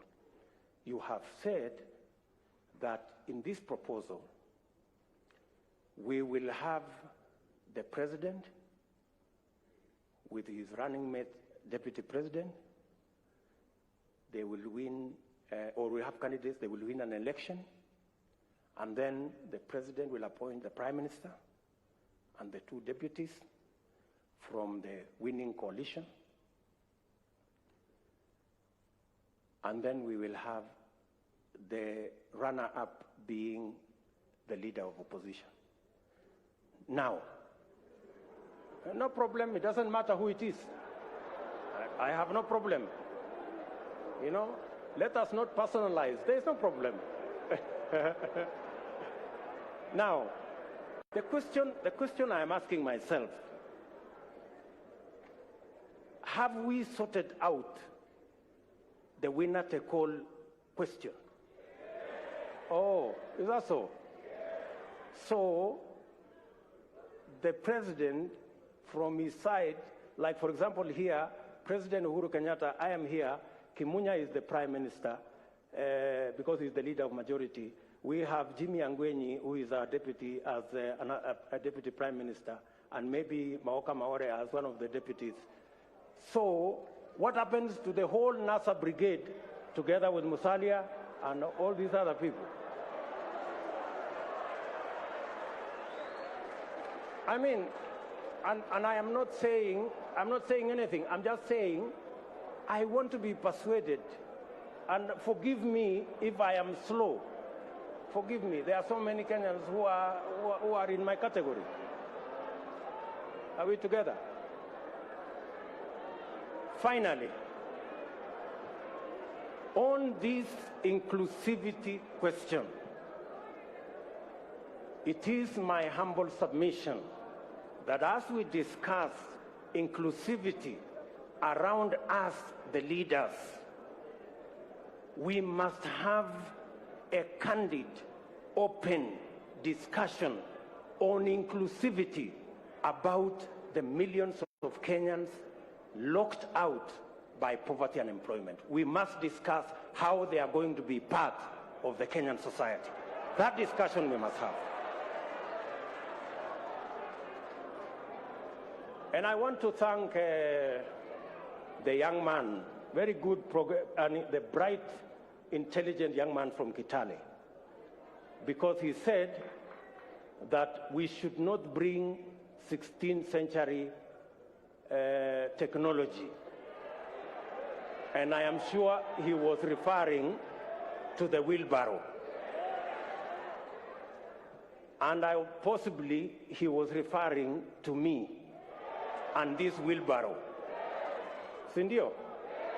Good. Now, the question I want to ask us, how come in the 21st century, a 16th century tool called the wheelbarrow, millions of citizens in the 21st century are still dependent on the wheelbarrow and mokokoteni? That is the discussion we need to have. Yes. That is the discussion we need to have. And that discussion is a discussion that involves millions of Kenyans. Millions of Kenyans. Let me then say, as I conclude, that the Honorable Kalonzo Musyoka I am finishing. You know, I speak for millions of hustlers, so just give me a minute. Thank you. Thank you very much. Thank you very much. Thank you very much. So, Bishop Oginde said that the hustlers must stop the hustling. I have heard leaders here say that as we discuss this conversation, we must not have an us versus them. I have also heard leaders here say we must never have a conversation and a contest about the poor and the rich. We must never go there. And I believe we must never go there. But I want to remind you, good people, Abraham Lincoln, the 17th President of the United States of America, said, "Things may come to those who wait, but only things left by those who hustle." That is Abraham Lincoln. He was never talking about the rich and the poor. He was talking about the people who wake up early, the people who sleep late, the people who work hard, and that is the society we need to build. It is now my humble pleasure, ladies and gentlemen, to ask His Excellency the President of Kenya to make his remarks, and thank you very much for listening to me. Asanteni sana.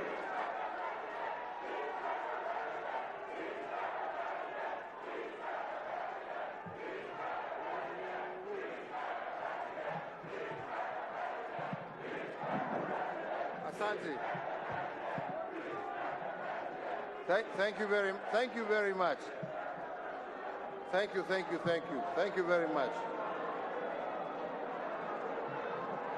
Asanteni sana.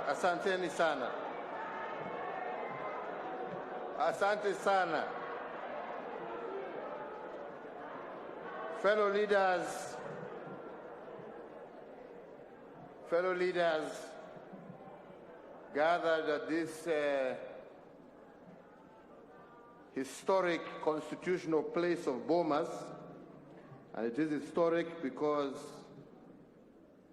many a time, as has been said, we have gathered here to discuss constitutional issues.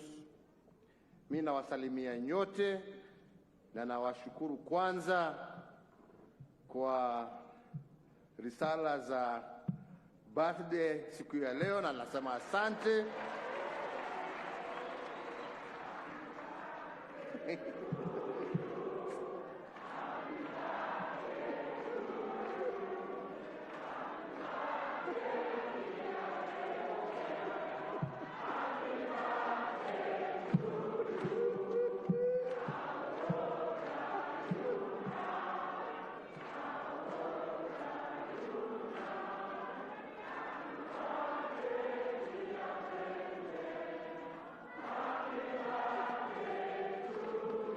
Asanteni sana. Thank you very much. So, thank you very much. So, before I begin, I would like to take this opportunity, as much as indeed they have been recognized, to recognize the Committee of Elders who, for the last 2 years, as we were told,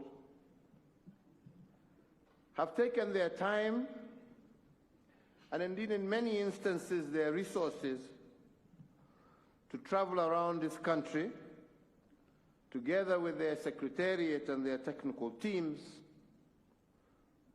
to put together first the document that they presented to us here last year, and now this revised version where they have now gone with greater editing to the point of even giving us now proposed clauses for our consideration. And I would like to recognize Senator Yusuf Haji, who was the chair, who is unfortunately not well today. To recognize Professor Adam Zolo, the vice chair. To recognize Senator Amos Wako. To recognize Dr. Florence Omusa. To recognize also Mr. James Matundura. To recognize Bishop Lawi Imavio. To recognize also Professor Morpe Ole Ronke, yes. To recognize Rose Museo. To recognize Mrs. Agnes Karindu Mudama. To recognize also Professor Said Mwaguni. To recognize Major John Sei. To recognize also Honorable Maison Leshomo. To recognize Bishop Peter Jenga. And finally to recognize Archbishop Zacchaeus Okoth, retired, plus your entire secretariat. I thought it important for Kenyans to know the men and women who have guided us through this process to where we are today. Let me say that today we have before us a document that has been worked on and again, I repeat, for a period now of 2 years. And a document whose objective is really nothing more than to find what ails our country and hopefully give us a solution that will heal our country.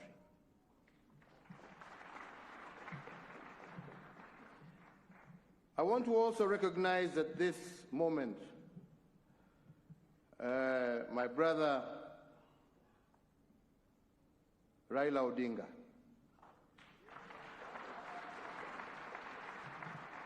And I have a reason to,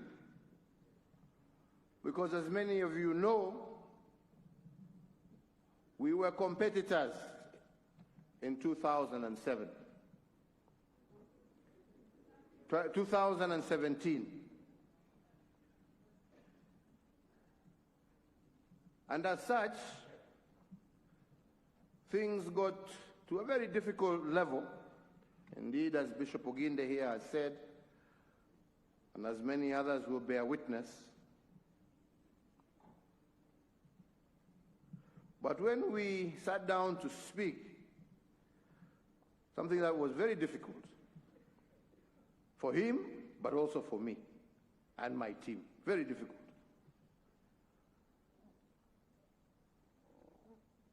But when we got through to it, and we spoke again, and we spoke again,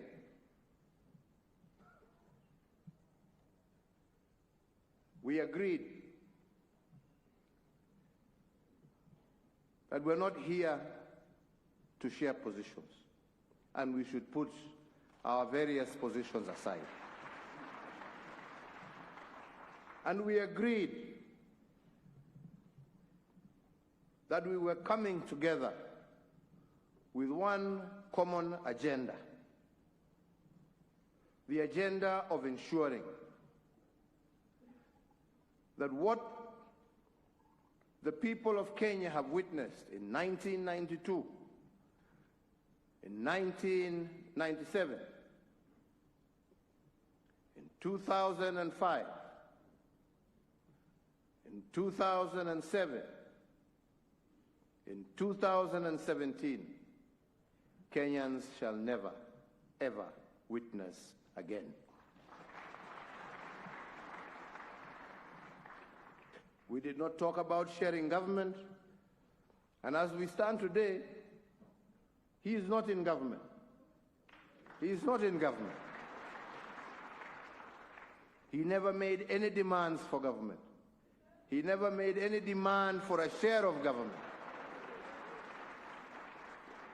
He said that let us get together and let us fix that which ails us, that will allow us in future to be able to compete without the need for innocent Kenyan blood to be shed. I want to thank you for that, Raila, from the bottom of my heart, because you didn't have to do it.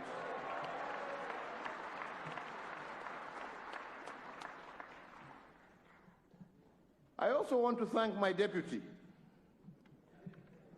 president.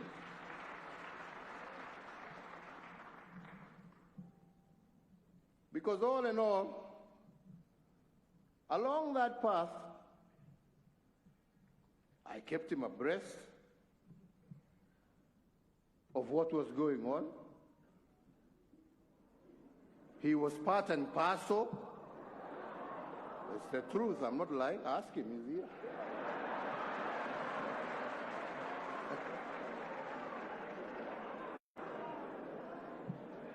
He was part and parcel. In fact, he helped me identify some of the wazays I just mentioned here. Yeah.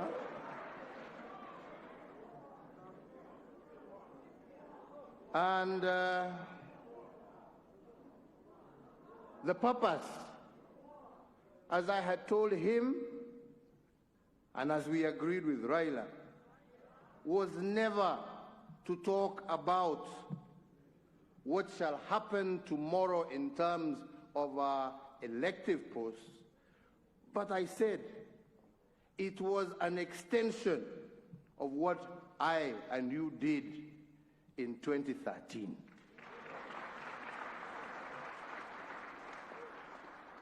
So that we can bring all of us on board and have a situation where no Kenyan is left behind. Okay? No Kenyan. And I said I would use today as a day to say my thanks and to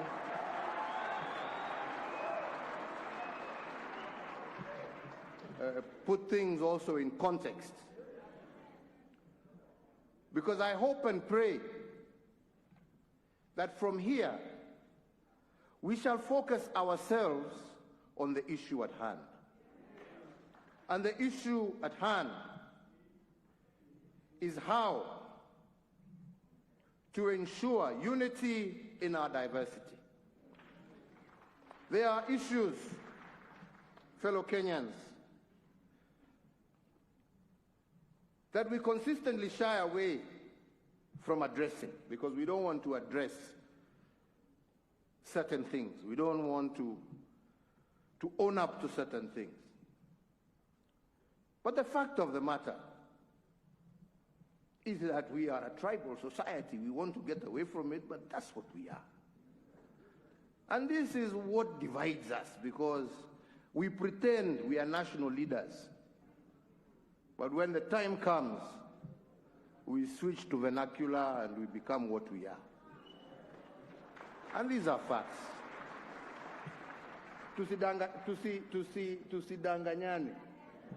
Na kila mtu anasema ile watu wako namna hii sijui, na wale wako hivi, na wale wako vile, na wale wako hivi. I will also admit today that I've also been part and parcel of that negative politics. Yeah. So I'm not blaming, I'm not saying this because I'm pointing fingers at anybody. I am just saying we have all been part of this mess. We have all been part of it. But we never want to talk about it. We all pretend how great and how national leaders we are. All right? And that is why we must address ourselves to this issue of inclusivity. Because if we are going to remove this kasumba that has disturbed us, we must deal with this issue of inclusivity so that every single community and section of this country feels that they are part and parcel of this great nation. And you know, we started pole addressing ourselves to that issue even in 2010 by bringing on devolution and ensuring now resources were going kule mashinani. But there were still elements that were left. Elements that made people feel that they were left out of national government. So the issue of inclusivity is critical and was critical. And we said with my friend here, we must address ourselves to that issue so that future generations will be able to address themselves as Kenyans. Lakini nyinyi msitudanganye hapa ukabila umejaa. Na ni vizuri, unajua mtu asiposema ukweli, tunaficha kule, but then we never address it. And that's why I'm saying, I want to thank these gentlemen because they are trying to address themselves to those issues. Because until we do, our politics will consistently be negative. And we want to change that cycle so that our politics can be positive driven. Positive that we are winners when we are together. That is the direction that we wish to move ourselves in. The second big problem we have is our young people. Again, let us not cheat ourselves. It is our young people. We have a youth bulge that, if not properly handled, can be a time bomb that can blow this country to pieces.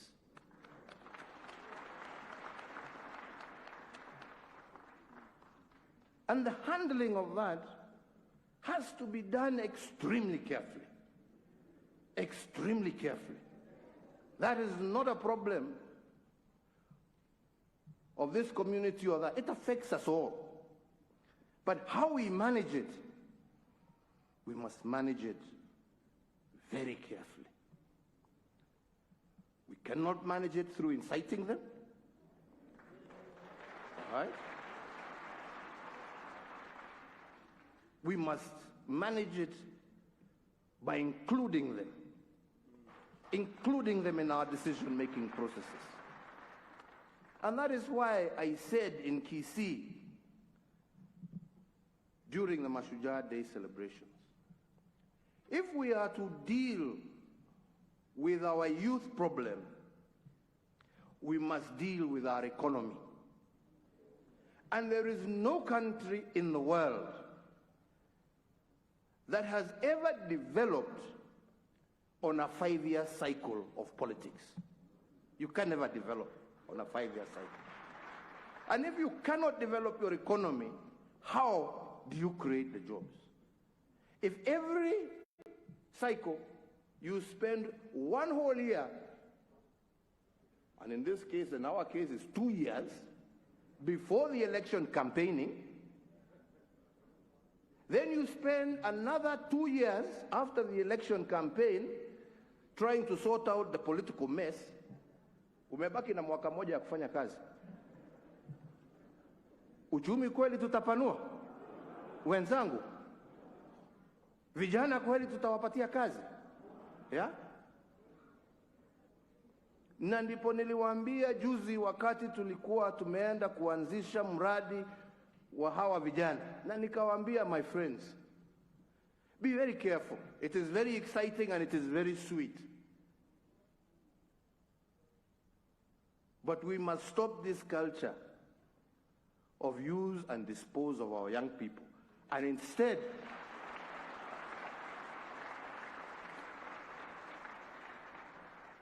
develop and deepen a process, which again I want to thank these gracious men and women, because they have looked into those issues, of how we can systematically and in a very clear and thought out manner enable our young people, who are our future, to be a productive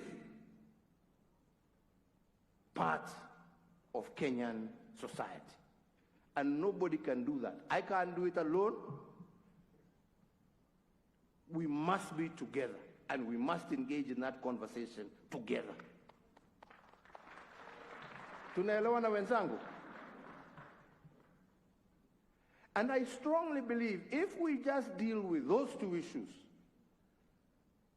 and I know there are many other issues dealing with women, dealing with handicapped, and I don't want to get into them.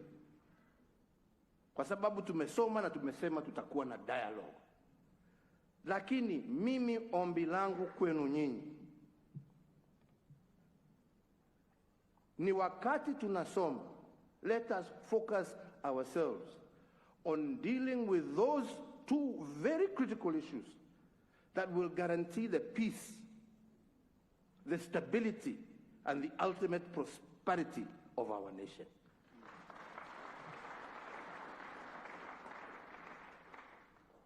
And let us not entertain the sideshows, because there are too many sideshows that are detracting us from where we want to go, that are stopping this country from being that great country that our forefathers saw it to be. And I believe that together we can achieve it. And I believe that together we can overcome this hurdle.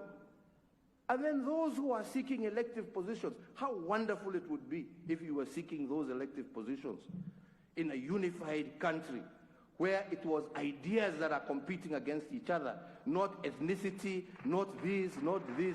It was a competition of ideas. How best can we get to where we are going? How best can we achieve for our people, for our children, for our children's children? And I believe here we have something. As I said in Kisii, I believe here we have something that can begin us in that process. And rather than fight over the many things that we will either agree or disagree on, please, on this one, let us agree. Let us agree and fix it. Mimi hiyo ndio ombi langu kwenu nyinyi na kwa Wakenya wote.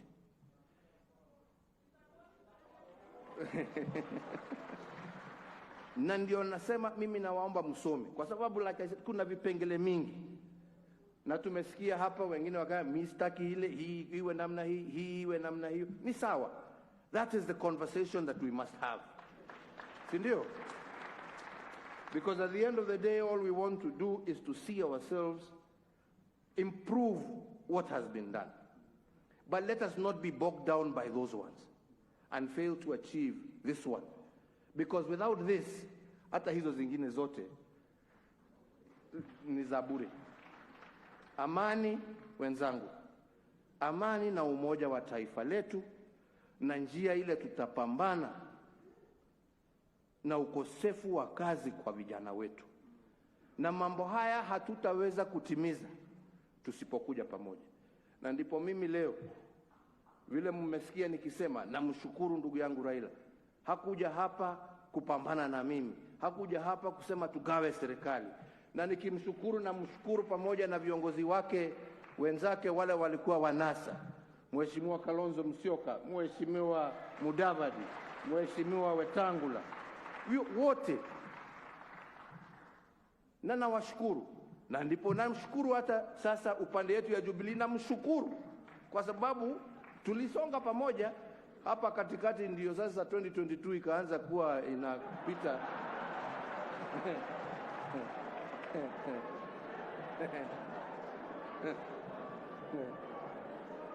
akasahau yale mengine, na ndio wanasema watu tutulize ball, hiyo bado itakuja. Ama ni namna gani wenzangu? Tutulize ball, hiyo itakuja. Miaka hairudi nyuma. Nilikuwa naambia viongozi hawa wa Kisii, siku nyingine walikuja kunitembelea. Race hii ni ile ya kuhandover, unajua? Si ndio? Inaitwa relay. Unakimbia, ule mwingine anakugojea pale, anatakikana kukugojea ndio ashike aendelee, si ndio? Lakini sasa my brother William hapa amepinduka, anakimbia nyuma.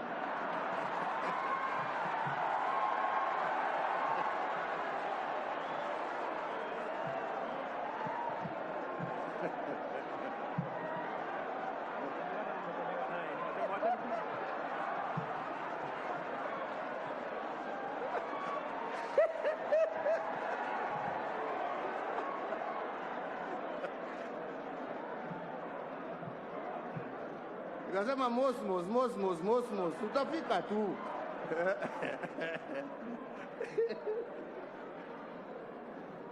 Jameni,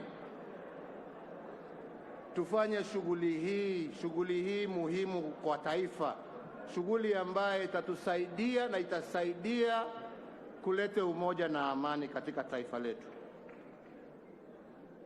Tumesikia hapa wale ambao wametuongelesha hapa, wale ambao wamepoteza mali yao kule Molo. Wazazi wetu hapa walipoteza mtoto yao kwa sababu ya siasa. Vile Mama Pendo ametuambia hapa, wacha hiyo iwe ya mwisho. Wacha hiyo iwe ya mwisho, na tuweze kusonga pamoja. Na ndipo nasema sisi tutaendelea kujadiliana na viongozi wenzetu, na wauliza nyinyi muendelee kuongea at every level of government, at every level of society. Engage one another, talk to each other, and in a civilized manner bring your recommendations to our good friends. Improve on it if we can improve on it. As one of our colleagues here said, you know, a good idea always gives way to a better. So if there is a better one, bring it on board. Let us not overload ourselves, and let us push forward and bring peace to our country. Mimi sitaki kuzidi hapo, isipokuwa kuungana na yale ambaye pia former Prime Minister ametaja, ya kwamba sisi wote tuwatuma rambirambi kwa jamii ya Zamba Kitonga, shujaa wa taifa letu la Kenya, ambaye alitusaidia kuleta hiyo katiba ya 2010. Tuombe Mwenyezi Mungu amweke pahali pema, na tufuate sisi hivyo ambaye ametufundisha. Tutasaidiana. BBI hii itapita jameni, ama mnaonaje? Itapita jameni? Mutapitisha? Mutatusaidia kuelimisha Wakenya ni kwa nini tunataka kupitisha document hii? Mutatusaidia? Tutatembea pamoja? Nataka mimi kumalizia hapo, lakini niseme, masikia Kalonzo akiongea hapo ya kwamba sijui kuna marriage act.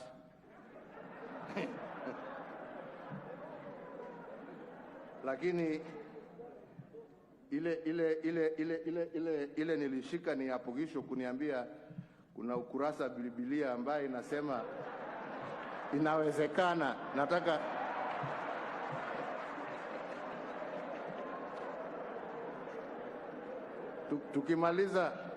tukimaliza hapa utanionyesha ni chapter gani hiyo, ndio niweze kusoma vizuri, alafu tutaongea baadaye mamini.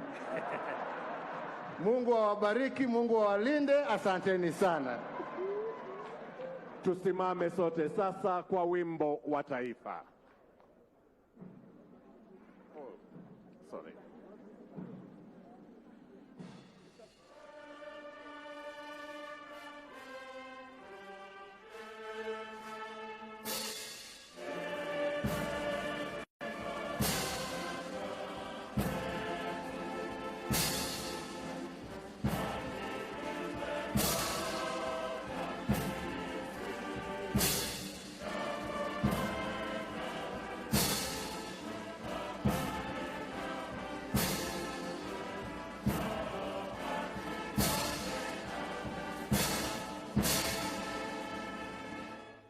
Asanteni sana. Sote tusimame wakati Mheshimiwa Rais anaondoka kwa hiari yake. Wimbo kutoka studio. Asante. Tuweke wimbo wa Shujaa.